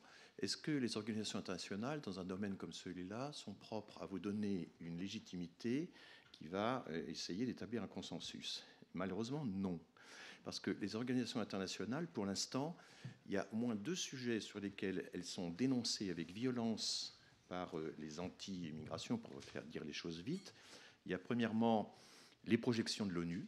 Et les projections de l'ONU, pendant longtemps diffusées, étaient très peu diffusées, mais aujourd'hui, les projections démographiques de l'ONU, il y a une révision publiée tous les 2 ans, font l'objet d'une publicité absolument considérable et sont exploitées, surexploitées, analysées dans tous les sens, dans tous les blogs, dans tous les médias, etc. Et on peut également citer le fameux rapport sur l'immigration de remplacement en 2000-2001, qui a été une erreur de communication totale de la part de la division de la population des Nations Unies, puisqu'on voulait sensibiliser au vieillissement, et on disait, s'il fallait miser uniquement sur la migration pour contrer le vieillissement, à combien de migrants devrait-on faire appel, notamment pour maintenir le ratio numérique entre les personnes âgées et les personnes d'âge actif. Et le résultat, c'est que c'était impossible, parce qu'en fait, le vieillissement continue à cause de l'augmentation de l'espérance de vie, tout simplement partout. Et donc, il aurait fallu des myriades et des myriades de migrants pour y arriver, et même, il aurait fallu des arrière-mondes qui n'existent pas pour arriver à ce résultat. L'ONU l'a expliqué en disant que c'était un raisonnement par l'absurde et qu'on ne pouvait pas faire appel à l'immigration pour contrer le vieillissement. Mais enfin, quand même, c'est extrêmement dangereux de vouloir sensibiliser sur une question, le vieillissement, en faisant appel à une autre, l'immigration. Un peu comme aujourd'hui, on veut sensibiliser parfois à l'immigration en faisant appel à la question du climat. Je trouve que ces changements, d'utiliser un registre pour sensibiliser sur l'autre, c'est extrêmement dangereux et nous devrions, nous, travailler sérieusement à ces transferts d'argumentation. Donc les projections sont complètement détournées, projections de l'ONU désormais, et au lieu, je l'ai déjà dit tout à l'heure, au lieu qu'on y voit des scénarios possibles, c'est dénoncé comme étant des projets, des complots des organisations nationales, de l'ONU, d'envahir des migrants, etc. Et c'est encore le contenu de la conférence de presse que Marine Le Pen a faite il y a 2 jours. Les deuxièmes sujets sur lesquels les Nations Unies sont attaquées constamment, c'est les droits de l'homme. C'est le foyer de propagation de l'idéologie des droits de l'homme, comme on dit maintenant. Et il faut quand même savoir qu'il y a des intellectuels de très grand renom aujourd'hui, parfois venus de la gauche, qui s'en prennent systématiquement à la logique des droits de l'homme et qui expliquent que face à la logique des droits de l'homme, il faut enfin rétablir la souveraineté, le droit au maintien de l'identité, etc., etc. Et donc, résultat, on ne peut pas actuellement considérer que le système des Nations Unies puisse servir de socle neutre et sûr sur lequel on pourrait appuyer la légitimité du scientifique. Je suis le premier à déplorer cet état de choses, mais enfin, c'est quand même ça que nous observons dans notre domaine, les migrations. Peut-être pas dans le domaine du climat, où là, la mesure de température, c'est pas la même chose que la mesure de l'immigration. Oui. Et alors, il y a une autre question qui est que, et les droits de l'homme, c'est très important, mais en même temps, le problème, c'est que quand on regarde objectivement comment sont alimentés les flux migratoires, même ne serait-ce qu'à l'intérieur des pays européens, vous avez certains pays pour qui les droits de l'homme sont la principale source des flux migratoires. En France, 80-85% des flux migratoires sont alimentés par l'application des droits, par le regroupement familial, par le droit d'épouser un étranger ou une étrangère et de la faire venir. On peut assimiler quasiment la migration des étudiants internationaux à une espèce de quasi-droit, le droit de faire des études supérieures de qualité dans une université à l'étranger. Enfin, ça en prend un peu cette figure-là. Bien sûr, le droit d'asile, etc. Comme nous avons interdit, sauf exception, l'immigration de travail, nous n'avons plus cet outil-là sur lequel agir, Et ce sont les droits qui alimentent l'immense majorité de nos... Bon, ce n'est pas du tout comme ça dans d'autres pays. Vous prenez le Canada, l'Australie, la Nouvelle-Zélande, vous avez 60% à peu près des migrants qui sont des migrants de travail, qui sont sélectionnés sur une espèce de concours de capital humain, et vous avez à peu près 25% des gens directement sélectionnés, et le reste, ce sont leurs conjoints ou enfants qui sont pris en même temps, pas par un regroupement familial quelques années plus tard, mais qui sont pris simultanément. Et donc, c'est une structure. Et là, les droits de l'homme n'interviennent quasiment pas dans l'alimentation des flux migratoires pour ces pays-là. Bon, les États-Unis sont dans une situation assez proche de la nôtre, quasiment pas d'immigration directe de travail, énormément. C'est le grand pays mondial du regroupement familial. Bon. Et très peu de migration humanitaire. Finalement, pas tellement plus qu'en France. C'est du genre, bon, actuellement, c'est 11-12% de nos titres de séjour sont des bons. Et puis, vous avez une autre source d'alimentation. Est-ce que c'est du droit? Est-ce que c'est la libre circulation? Le grand pays, le grand, parce qu'il y a des petits pays comme Luxembourg qui sont des cas très particuliers, mais le grand pays en Europe qui absorbe le plus de migrants du fait de la libre circulation au sein de l'Union européenne, c'est l'Allemagne. L'Allemagne est de loin le pays le plus attirant. Nous nous attirons beaucoup moins que les Allemands au titre de la libre circulation. Donc avec des panoramas, on pourrait continuer, la Suède, spécialisée dans l'humanitaire, et 33% des titres de séjour délivrés actuellement en Suède, sont humanitaires. Donc rien que le rôle des droits de l'homme dans l'alimentation, et de quel droit il s'agit, est-ce que c'est un droit d'asile ou est-ce que c'est un droit est extraordinairement variable d'un pays à l'autre, et les gens n'ont pas tellement conscience de ça. Donc je dirais que déjà une de nos premières missions, ce serait de montrer un petit peu tout ce tableau, de dire au fond, voilà, ces politiques sont des politiques à différents niveaux. Il y a des politiques fixées par les gouvernements. L'interdiction de l'immigration de travail était décidée en telle année par la France, par l'Allemagne, par la Suède, etc. Il y a des politiques qui sont plutôt des politiques juridiques, mais qui ne dépendent pas de chaque gouvernement, qui dépendent de la signature de conventions internationales qui a été faite il y a des décennies, qui nous contraignent, alors qu'ils ne contraignent pas beaucoup le Danemark, qui peut abolir carrément la Convention des droits de l'enfant, alors qu'en France, on n'oserait pas. On ne peut pas en France se retirer la Convention internationale de l'enfance. Ça foutrait mal quand même pour un pays comme la France, etc. Donc vous voyez à quel point tout ceci est extrêmement disparate, et donc on ne peut pas s'appuyer sur la question des droits de l'homme comme s'il était absolument évidente pour tout le monde de la même façon et géré de la même façon. Et j'aurais une dernière chose à dire, c'est qu'on a parlé des émotions.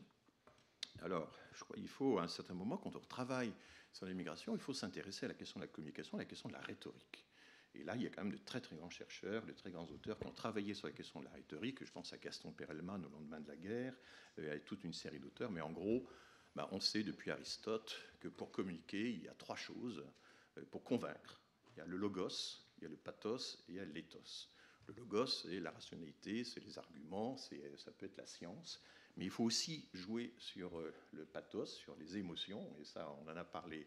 Et puis, il y a la troisième, qui est plus difficile à traduire, c'est pas l'éthos des éthologues, c'est l'éthos au sens de l'image. L'image, on peut discréditer quelqu'un en discréditant la personne. Au lieu de discréditer un argument, on va discréditer la personne, ou on va au contraire grossir sa personne. C'est l'argument d'autorité, c'est toutes ces choses-là.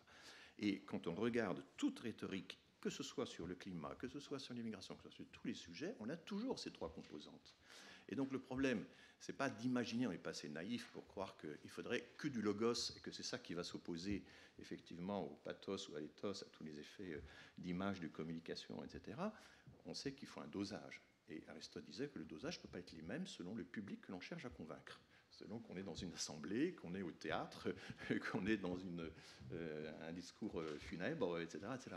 Et au fond, nous aussi, on doit, et je crois que ça fait partie de notre travail, c'est de comprendre quel est le meilleur dosage de logos, de pathos et d'éthos pour pouvoir communiquer de façon efficace, parce qu'effectivement, l'efficacité de la communication est bien ce à quoi il faut travailler. Et si on ne fait pas ce travail qui est quand même instrumenté par... ça implique de l'analyse du discours, ça implique d'étudier les arguments. On fait très souvent des analyses de vocabulaire presse-bouton sur les discours des hommes politiques concernant l'immigration.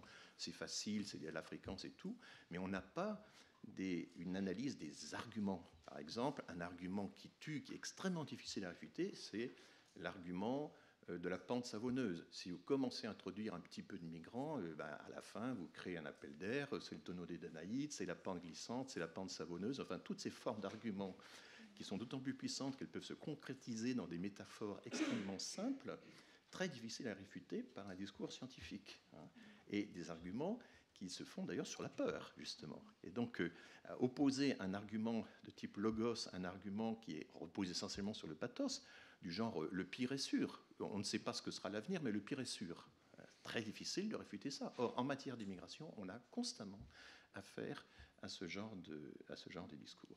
Et c'est pour ça qu'il faut que nous soyons vraiment maîtres, que nous réfléchissions nous-mêmes de façon la plus réflexive possible aux instruments que nous allons utiliser, à la rhétorique que nous devrons nous-mêmes devoir utiliser. Les mains. Je commence par l'escalier. Bonjour, moi je m'appelle Kariana Koka, je suis maître de conférence à Nanterre. Voilà, pour moi, il y a quelque chose d'important qui a été abordé là, c'est cette question de à qui ça s'adresse. Alors, est-ce qu'on parle à l'opinion publique, est-ce qu'on parle aux décideurs? Et je ne suis pas complètement, moi, personnellement, convaincue de la réponse. Il faut articuler les deux, il faut faire les deux. Et je pense qu'il y a un vrai enjeu à se positionner. Moi, j'ai une position que je voudrais partager avec vous par rapport à ça, qui est la mienne, qui est que, en fait, je suis toujours un peu gênée, j'étais gênée là, sur les discours de il faut leur expliquer, il faut expliquer à l'opinion publique, s'ils comprenaient, qu'est-ce qu'ils feraient. Et je pense que derrière ça, il y a des idées qui sont... même si c'est pas vraiment complètement assumé, il y a l'idée que si l'opinion publique, au fond, les décideurs, peut-être, ils écoutent l'opinion publique, et que si on convainc l'opinion publique, on arrive aux décideurs, ou alors que... Et donc, je suis désolée, je m'exprime de manière un peu confuse, mais pour moi, ce qui me paraît nouveau quand j'ai vu ça émerger, c'est l'idée que il y aurait quelque chose, une structure forte qui s'adresse à des décideurs politiques, qui produisent des politiques publiques et qui produisent les politiques publiques sans trop se soucier au fond de l'opinion publique, et puis qui, ce faisant, la construisent. Moi, je suis marquée par le fait que, par exemple, à chaque fois que je suis invitée par un journaliste, et après je suis réinvitée par un journaliste, et qu'en fait on a un peu accès à l'espace médiatique, qu'on n'est pas très souvent invité par les politiques, et que quand on est invité, parce que ça m'est arrivé comme ça est arrivé à plusieurs personnes, on comprend pas très bien ce qu'ils veulent, s'ils veulent dire qu'ils discutent avec nous, et puis donc et peut-être que ce que moi je voudrais médiatiser, c'est pas tant, ou en tout cas, mais dire à l'opinion publique, écoutez, il faut que vous compreniez mieux, en fait, c'est pas ça l'immigration, c'est ça. Mais dire à l'opinion publique, nous, on est un groupe qui s'adressons à des décideurs politiques parce qu'on a des choses à leur dire, et soyez témoins de ça. Et donc, quand on va voir, par exemple, sachez qu'en fait, quelquefois, ils nous demandent quelque chose, et que en fait, ils nous écoutent pas. Sachez qu'en fait, on a une expertise, et qu'on essaye de la leur dire. Et donc, voilà, de mon point de vue, ce qui m'a intéressé dans l'exemple, je suis désolée, je suis un peu longue, mais ce qui m'a intéressé dans l'exemple avec le GIEC, c'est précisément que ça, en fait, le GIEC n'a pas eu besoin pendant très longtemps de s'adresser à l'opinion publique, et que le GIEC, voilà combien, 20 ans, il a fallu 20 ans, donc pendant 20 ans, s'est positionné comme un espace d'expertise à destination des politiques publiques, des pouvoirs publics, et au fond, moi, on le fait tous. On a écrit des trucs d'idées reçues dans tous les sens. Michael Neumann, tout à l'heure, il disait qu'il faisait ça depuis 12 ans, de faire de l'éducation populaire, et on va continuer. Mais peut-être que ce JM-là, s'il veut vraiment se positionner de manière forte, c'est de dire, voilà, nous, on est un groupe d'expertise, et on s'adresse à vous, les politiques, parce qu'on a des choses à vous dire, et qu'il y a un fossé énorme entre ce qu'on sait et ce que vous faites. Et l'opinion publique, c'est pour être témoin de ce dialogue-là.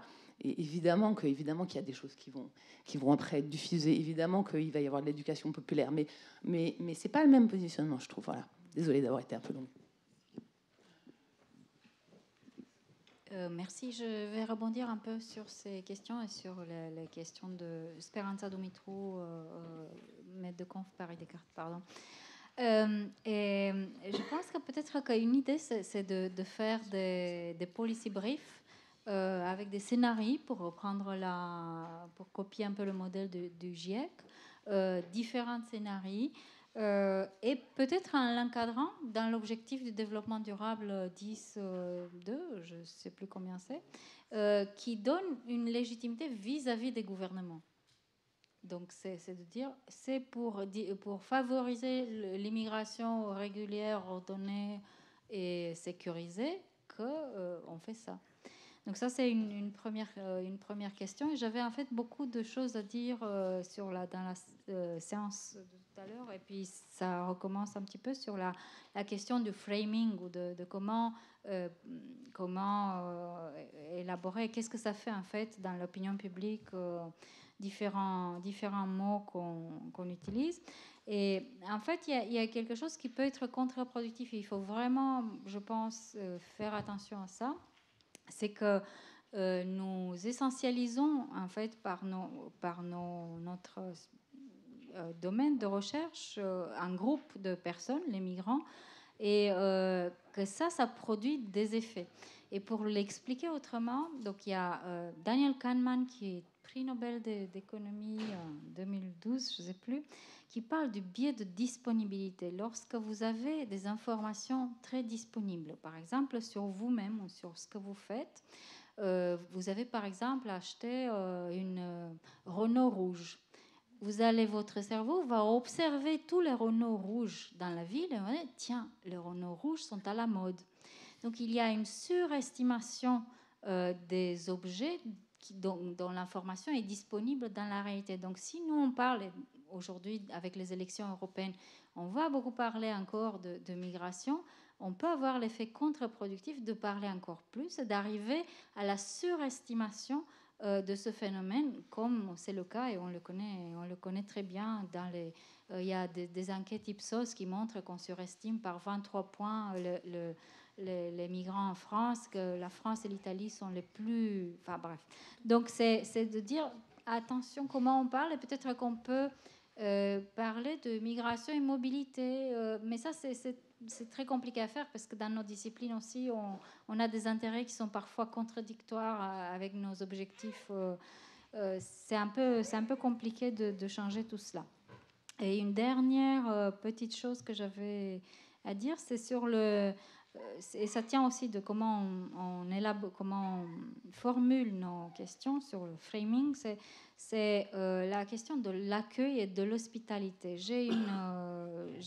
D'abord, étant migrante moi-même, j'ai une très grande reconnaissance pour des gens qui accueillent, mais je pense que ce n'est pas ni adéquat, descriptif, ni bon pour influencer l'opinion publique. Pourquoi? Parce que vous avez par exemple en Europe de l'Est des gens, quand ils vous entendent parler de l'accueil, ils pensent que vous donnez de l'argent. Or, nous ne donnons pas de l'argent pour tous les migrants. Donc peut-être qu'il faut arrêter de parler d'accueil et d'immigration, ou en tout cas dire combien ça coûte, pour qui ça coûte, et pour d'autres ça rapporte peut-être plus. Donc peut-être qu'on peut aussi changer ces...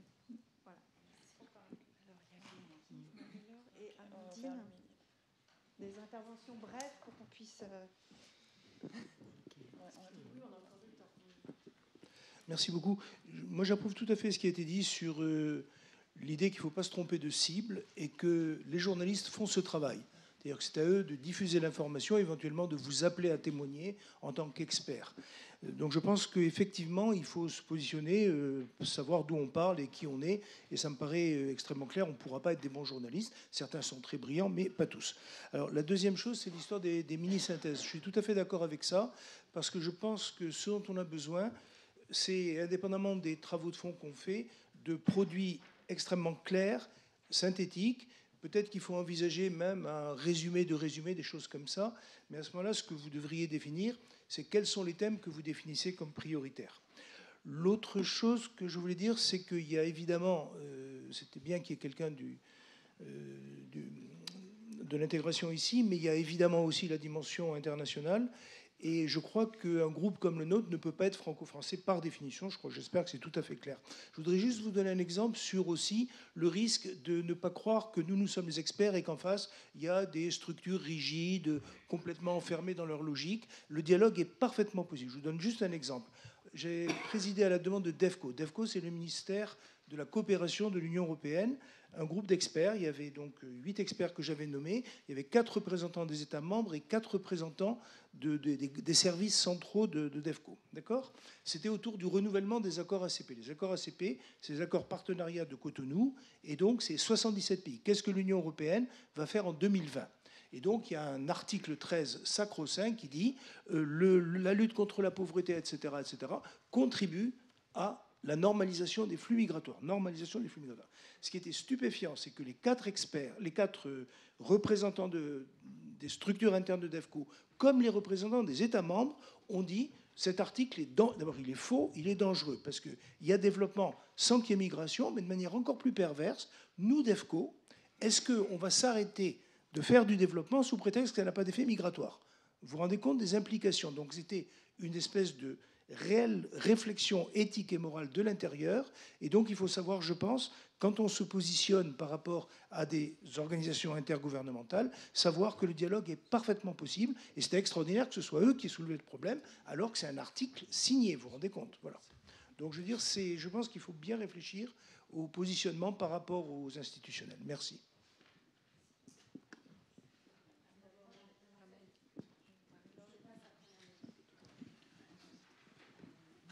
Marie-Laure Basilien-Guinche.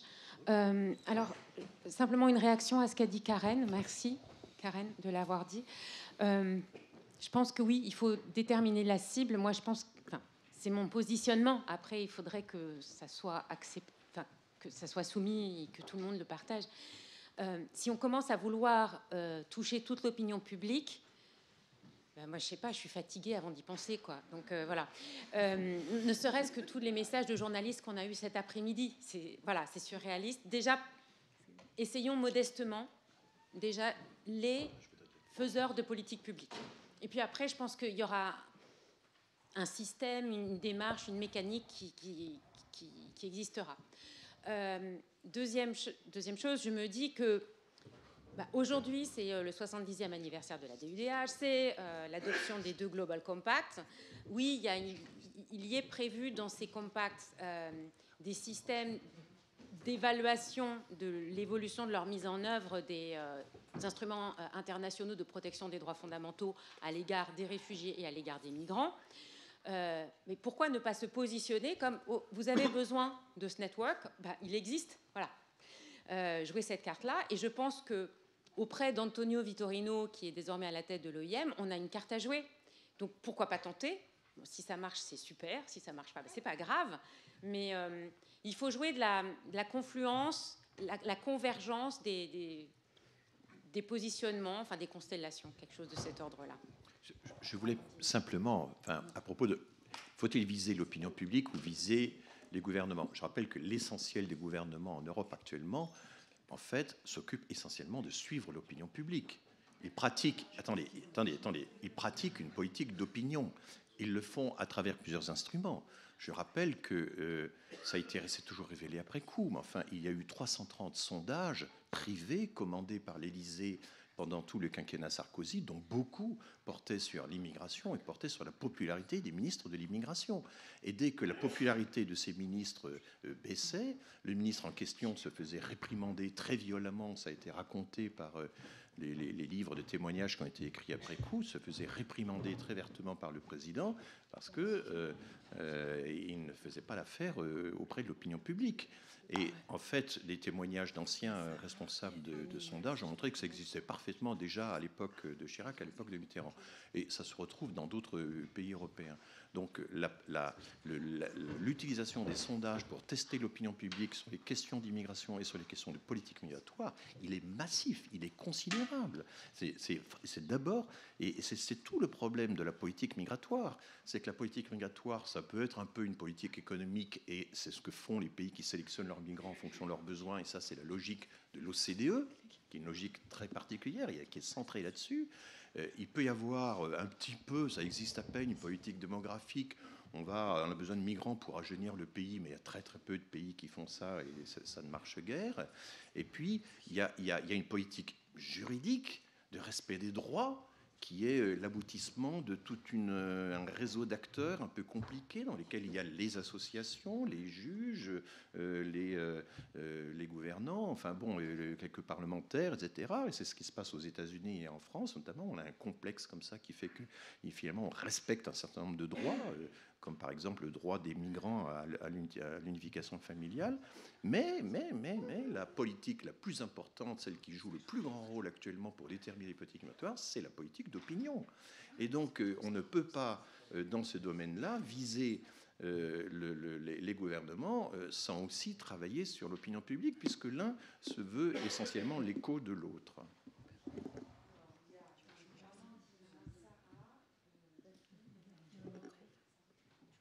Je vais être très brève. Merci beaucoup pour les présentations, tous les échanges l'après-midi. Je voudrais juste rebondir du coup sur la position exprimée par Karen Akoka, que je partage assez, et poser une question un peu du coup pratique, savoir si vous aviez eu des discussions, du coup là je parle plus par rapport à ce qui a été dit ce matin et dans vos réunions préparatoires, par rapport à la décision récente du gouvernement d'élever les frais d'inscription pour les étudiants étrangers, parce qu'il me semble, même si le JM n'existe pas encore, est-ce qu'il y a une volonté de prendre position, ou en tout cas, parce que là, il y a bien quelque chose à documenter, et il ne me semble pas que ça réponde en fait à une demande de l'opinion publique. Après, je me trompe certainement, je ne suis pas politiste, mais je sais, enfin voilà, juste savoir s'il y avait eu des discussions autour de sa décision récente, et une volonté de documenter, ou d'informer, ou de discuter de ce qui a été annoncé de manière assez verticale, très récemment. Bonjour, je suis Sarah Casella-Colombo, je suis chercheuse postdoctorante et coordinatrice scientifique au sein de l'Institut Convergence Migration. Et alors, pour participer au débat et pour répondre aussi, enfin pour rebondir sur ce que disait Karen Akoka, effectivement, je partage assez son point de vue.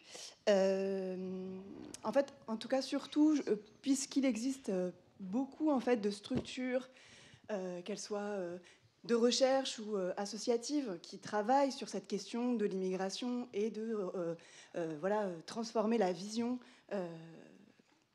et combattre les idées reçues, etc.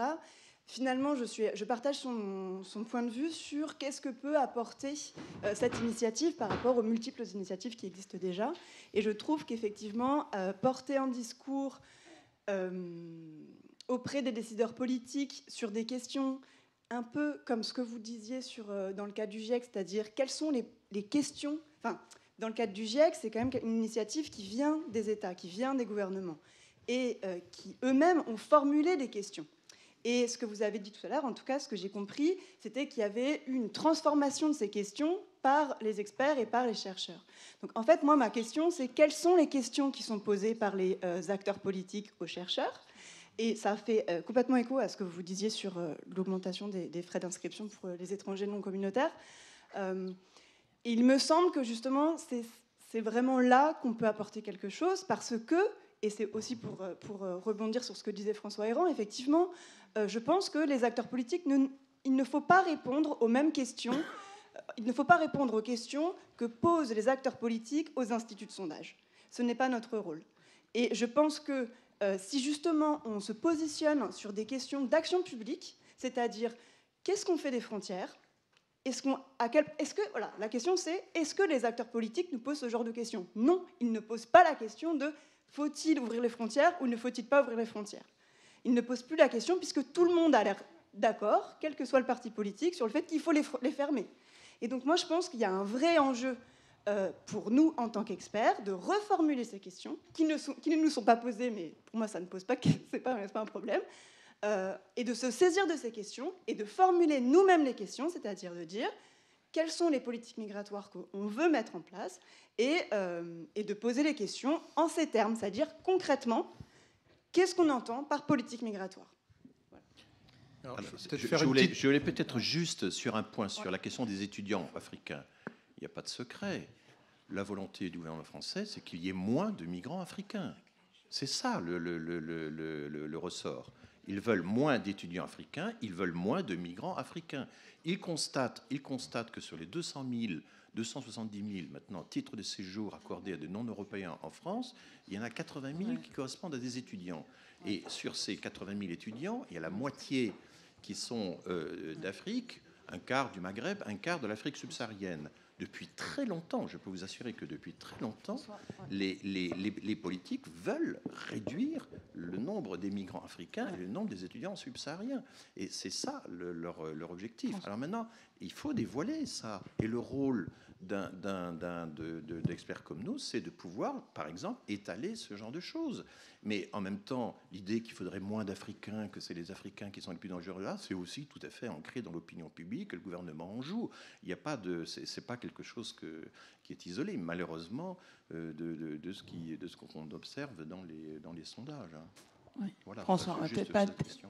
Je voulais juste réagir sur ce que vous venez de dire. On reformule les questions. C'est-à-dire, attention, il n'y a aucun exercice militant en leur disant voilà les questions que je pense que vous devriez vous poser dans la reformulation qu'on fait. C'est juste dans un contexte de science, c'est de bien poser la question. Attention, hein, parce que de dire non, mais en fait, c'est pas la bonne question que vous posez, on va vous dire, nous, quelles sont les bonnes questions. Non, pas du tout. Hein. Ça, c'est... Alors, est-ce qu'on a le temps ? On doit conclure, je crois. Alors, Delphine. Et monsieur, voilà.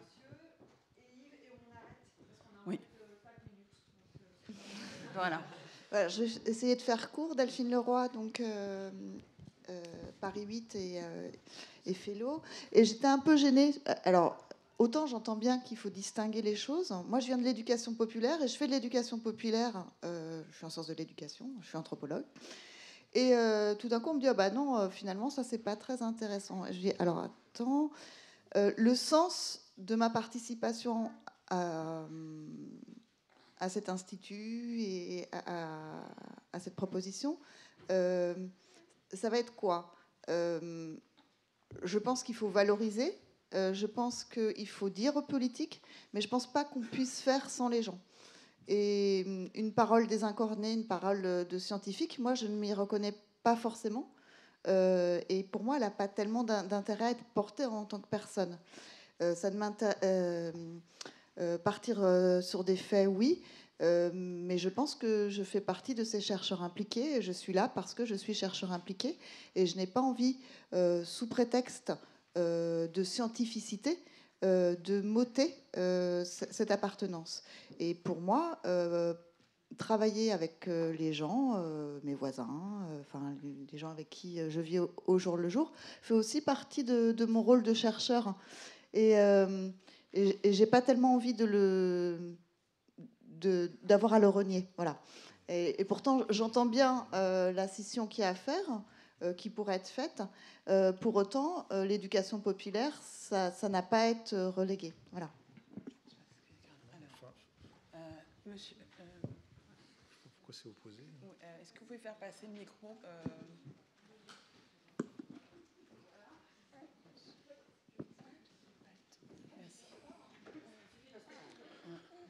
Bonjour, je m'appelle Naïm Assas, je suis chercheur au centre de recherche en sciences sociales. Donc c'est un sujet qui me tient au cœur parce que je suis issu d'exil, je suis d'origine afghane, il y a quelques années que je suis arrivé en France. Et que moi, depuis le début, j'ai entendu tout ce que vous avez dit. Mais une chose, je n'ai pas de questions, c'est une proposition plutôt. L'objectif, est-ce que c'est d'influencer l'opinion publique ou transmettre le savoir aux gens qui influencent l'opinion publique? À mon sens, plutôt, moi, j'aurais proposé qu'on transmet le savoir aux institutions de la socialisation secondaire ou primaire. J'utilise le jargon sociologique ici. Donc, pourquoi pas les médias, les décideurs politiques, les écoles, et ainsi que les entreprises, comme mon voisin il le dit. Mais j'aurais plutôt proposé, et que pourquoi ne pas faire intégrer, donc je ne parle pas de moi, des gens qui sont d'origine étrangère, des chercheurs, qui ramènent un peu plus leur vécu. Moi, je viens d'Afghanistan il y a quelques années, donc tout ce qu'on raconte ici, c'est mon vécu, c'est mon passé, mon histoire, ma trajectoire de vie. je pense que c'est un apport que j'aurai quelque chose, un bagage que j'apporterai. Donc, en tant que membre, futur membre de cette assemblée, de cette association, moi, j'aurais proposé plutôt les gens qui sont dans la recherche d'origine étrangère et le faire intégrer dans l'institution. Merci. Oui, merci beaucoup. Il faudrait... Mais il faut qu'on... On s'arrête à 30. Ouais. Je vais être très, très bref, oui. Ce que je veux dire, c'est que sur toutes ces questions, un des problèmes majeurs, c'est les amalgames et l'instrumentalisation de la migration. Je crois que c'est un phénomène important parce que l'immigration est effectivement au cœur de toute une série d'autres problèmes. Je vais prendre un exemple très précis. Est-ce que, parce qu'il y a croissance démographique, est-ce que c'est ça qui explique la pauvreté? Alors, évidemment que non. Est-ce que c'est l'immigration qui est responsable du terrorisme? Si je vous dis ça, vous allez dire évidemment non. Et on peut continuer comme ça. Donc je crois qu'un rôle important que nous aurons à jouer, c'est de bien mettre en perspective le rôle réel ou pas, le poids réel du facteur migratoire dans des problèmes sociétaux. Je crois qu'il faut être très attentif à ça avant de se poser la question de est-ce que l'on doit impliquer ou se positionner par rapport aux politiques migratoires. Ça, je trouve ça dangereux, mais ça, c'est à titre personnel. Il faut peut-être prendre position, mais pas militante, de manière militante, mais de manière scientifique. Merci. Est-ce que je peux parler? Oui, j'ai le micro après tout. Je le garde. On va devoir conclure. Je voudrais quand même... je ne veux pas faire une synthèse de cette deuxième session. Je voudrais d'abord évidemment remercier tout le monde qui est là, surtout Eric et Catherine de leur intervention dans cette deuxième partie. Et à vous tous d'être venus. Je pense que je voudrais quand même essayer de clarifier, parce que vers la fin de la conversation, on avait l'impression que chacun parlait de ses expériences personnelles. C'est vraiment intéressant. Mais c'est aussi justement pour ça qu'on veut faire un JM. Ce n'est pas une initiative personnelle. L'idée, c'est de créer un collectif. Parce que justement, je rejoins ce qu'a dit Karen et d'autres, je ne pense pas qu'elle dit qu'il ne faut pas faire d'éducation populaire. On fait beaucoup de choses déjà, et il ne s'agit pas de refaire la même chose. On travaille avec des associations. Je vais parler dans des bibliothèques. Je fais plein de choses. Mais là, l'idée, c'est que si on veut faire entendre un autre logos et d'autres récits collectifs et international. Là, on est très vite rentré aussi dans du franco-français. La question des étudiants, par exemple, c'est une mobilisation qui est importante. Moi, je participe à PAUSE, qui est le programme d'accueil des universitaires en exil. Tout ça, c'est des choses importantes, mais le GIEC, notre JM, il ne va pas tout faire. Il est là pour apporter une voix collective, internationale, et non pas franco-française. C'est sûr que le débat, si on regarde l'immigration à Doha ou en Arabie Saoudite, il y a 92% de la population qui est étrangère et 100% qui est de la migration de travail dépendante des patrons. On voit bien qu'on sort aussi. Je pense que les scientifiques eux-mêmes sont pris dans leurs agendas nationaux. Donc là, on est vers la fin. Je pense que l'idée, c'est justement en étant à la fois un groupe pluraliste, et le pluralisme a plusieurs... il y a la pluridisciplinarité, il y a le fait qu'il y aura des chercheurs dans la mesure du possible de tous les pays. Sur la question des chercheurs venus de l'immigration, c'est très très variable selon les pays. Ça, je veux dire, je ne pense pas qu'en France on soit les mieux placés d'ailleurs sur cette question. Mais qu'est-ce qu'on fait? On est un scientifique, voilà, il publie des revues, il y a des mécanismes d'évaluation par les pairs. C'est comme ça. Et après, bien sûr qu'on collabore avec des associations et que chaque discipline, voilà, on le fait comme juriste, comme politiste, comme enfin, je pense qu'on a tous fait ça. Mais là, c'est vraiment la question du collectif qui se pose. Et ça peut paraître presque contradictoire puisqu'on est censé être individualiste au possible. Et je pense que l'union fait la force. Je pense que c'est ça qu'il faut quand même retenir, j'espère, à la fin de l'après-midi. Est-ce-qualité ce qui n'empêche pas, je vous dis, par exemple, pour ça que je vous parle de PAUSE. PAUSE, je suis chercheuse impliquée dans PAUSE, qui est programme d'accueil. Mais là, je pense qu'il y a... C'est très clair. Enfin, je pense qu'il ne faut pas tout mélanger. Et l'idée, c'est quand même de montrer quelle est la spécificité d'un apport de scientifique. Voilà. Tout le monde ne connaît pas PAUSE, hein, PAUSE, programme d'accueil programme en urgence des scientifiques en exil. Des universitaires en exil pour que ça fasse pause. Des universitaires. Bien. Merci à tous. Hein, merci pour votre formidable... Merci beaucoup.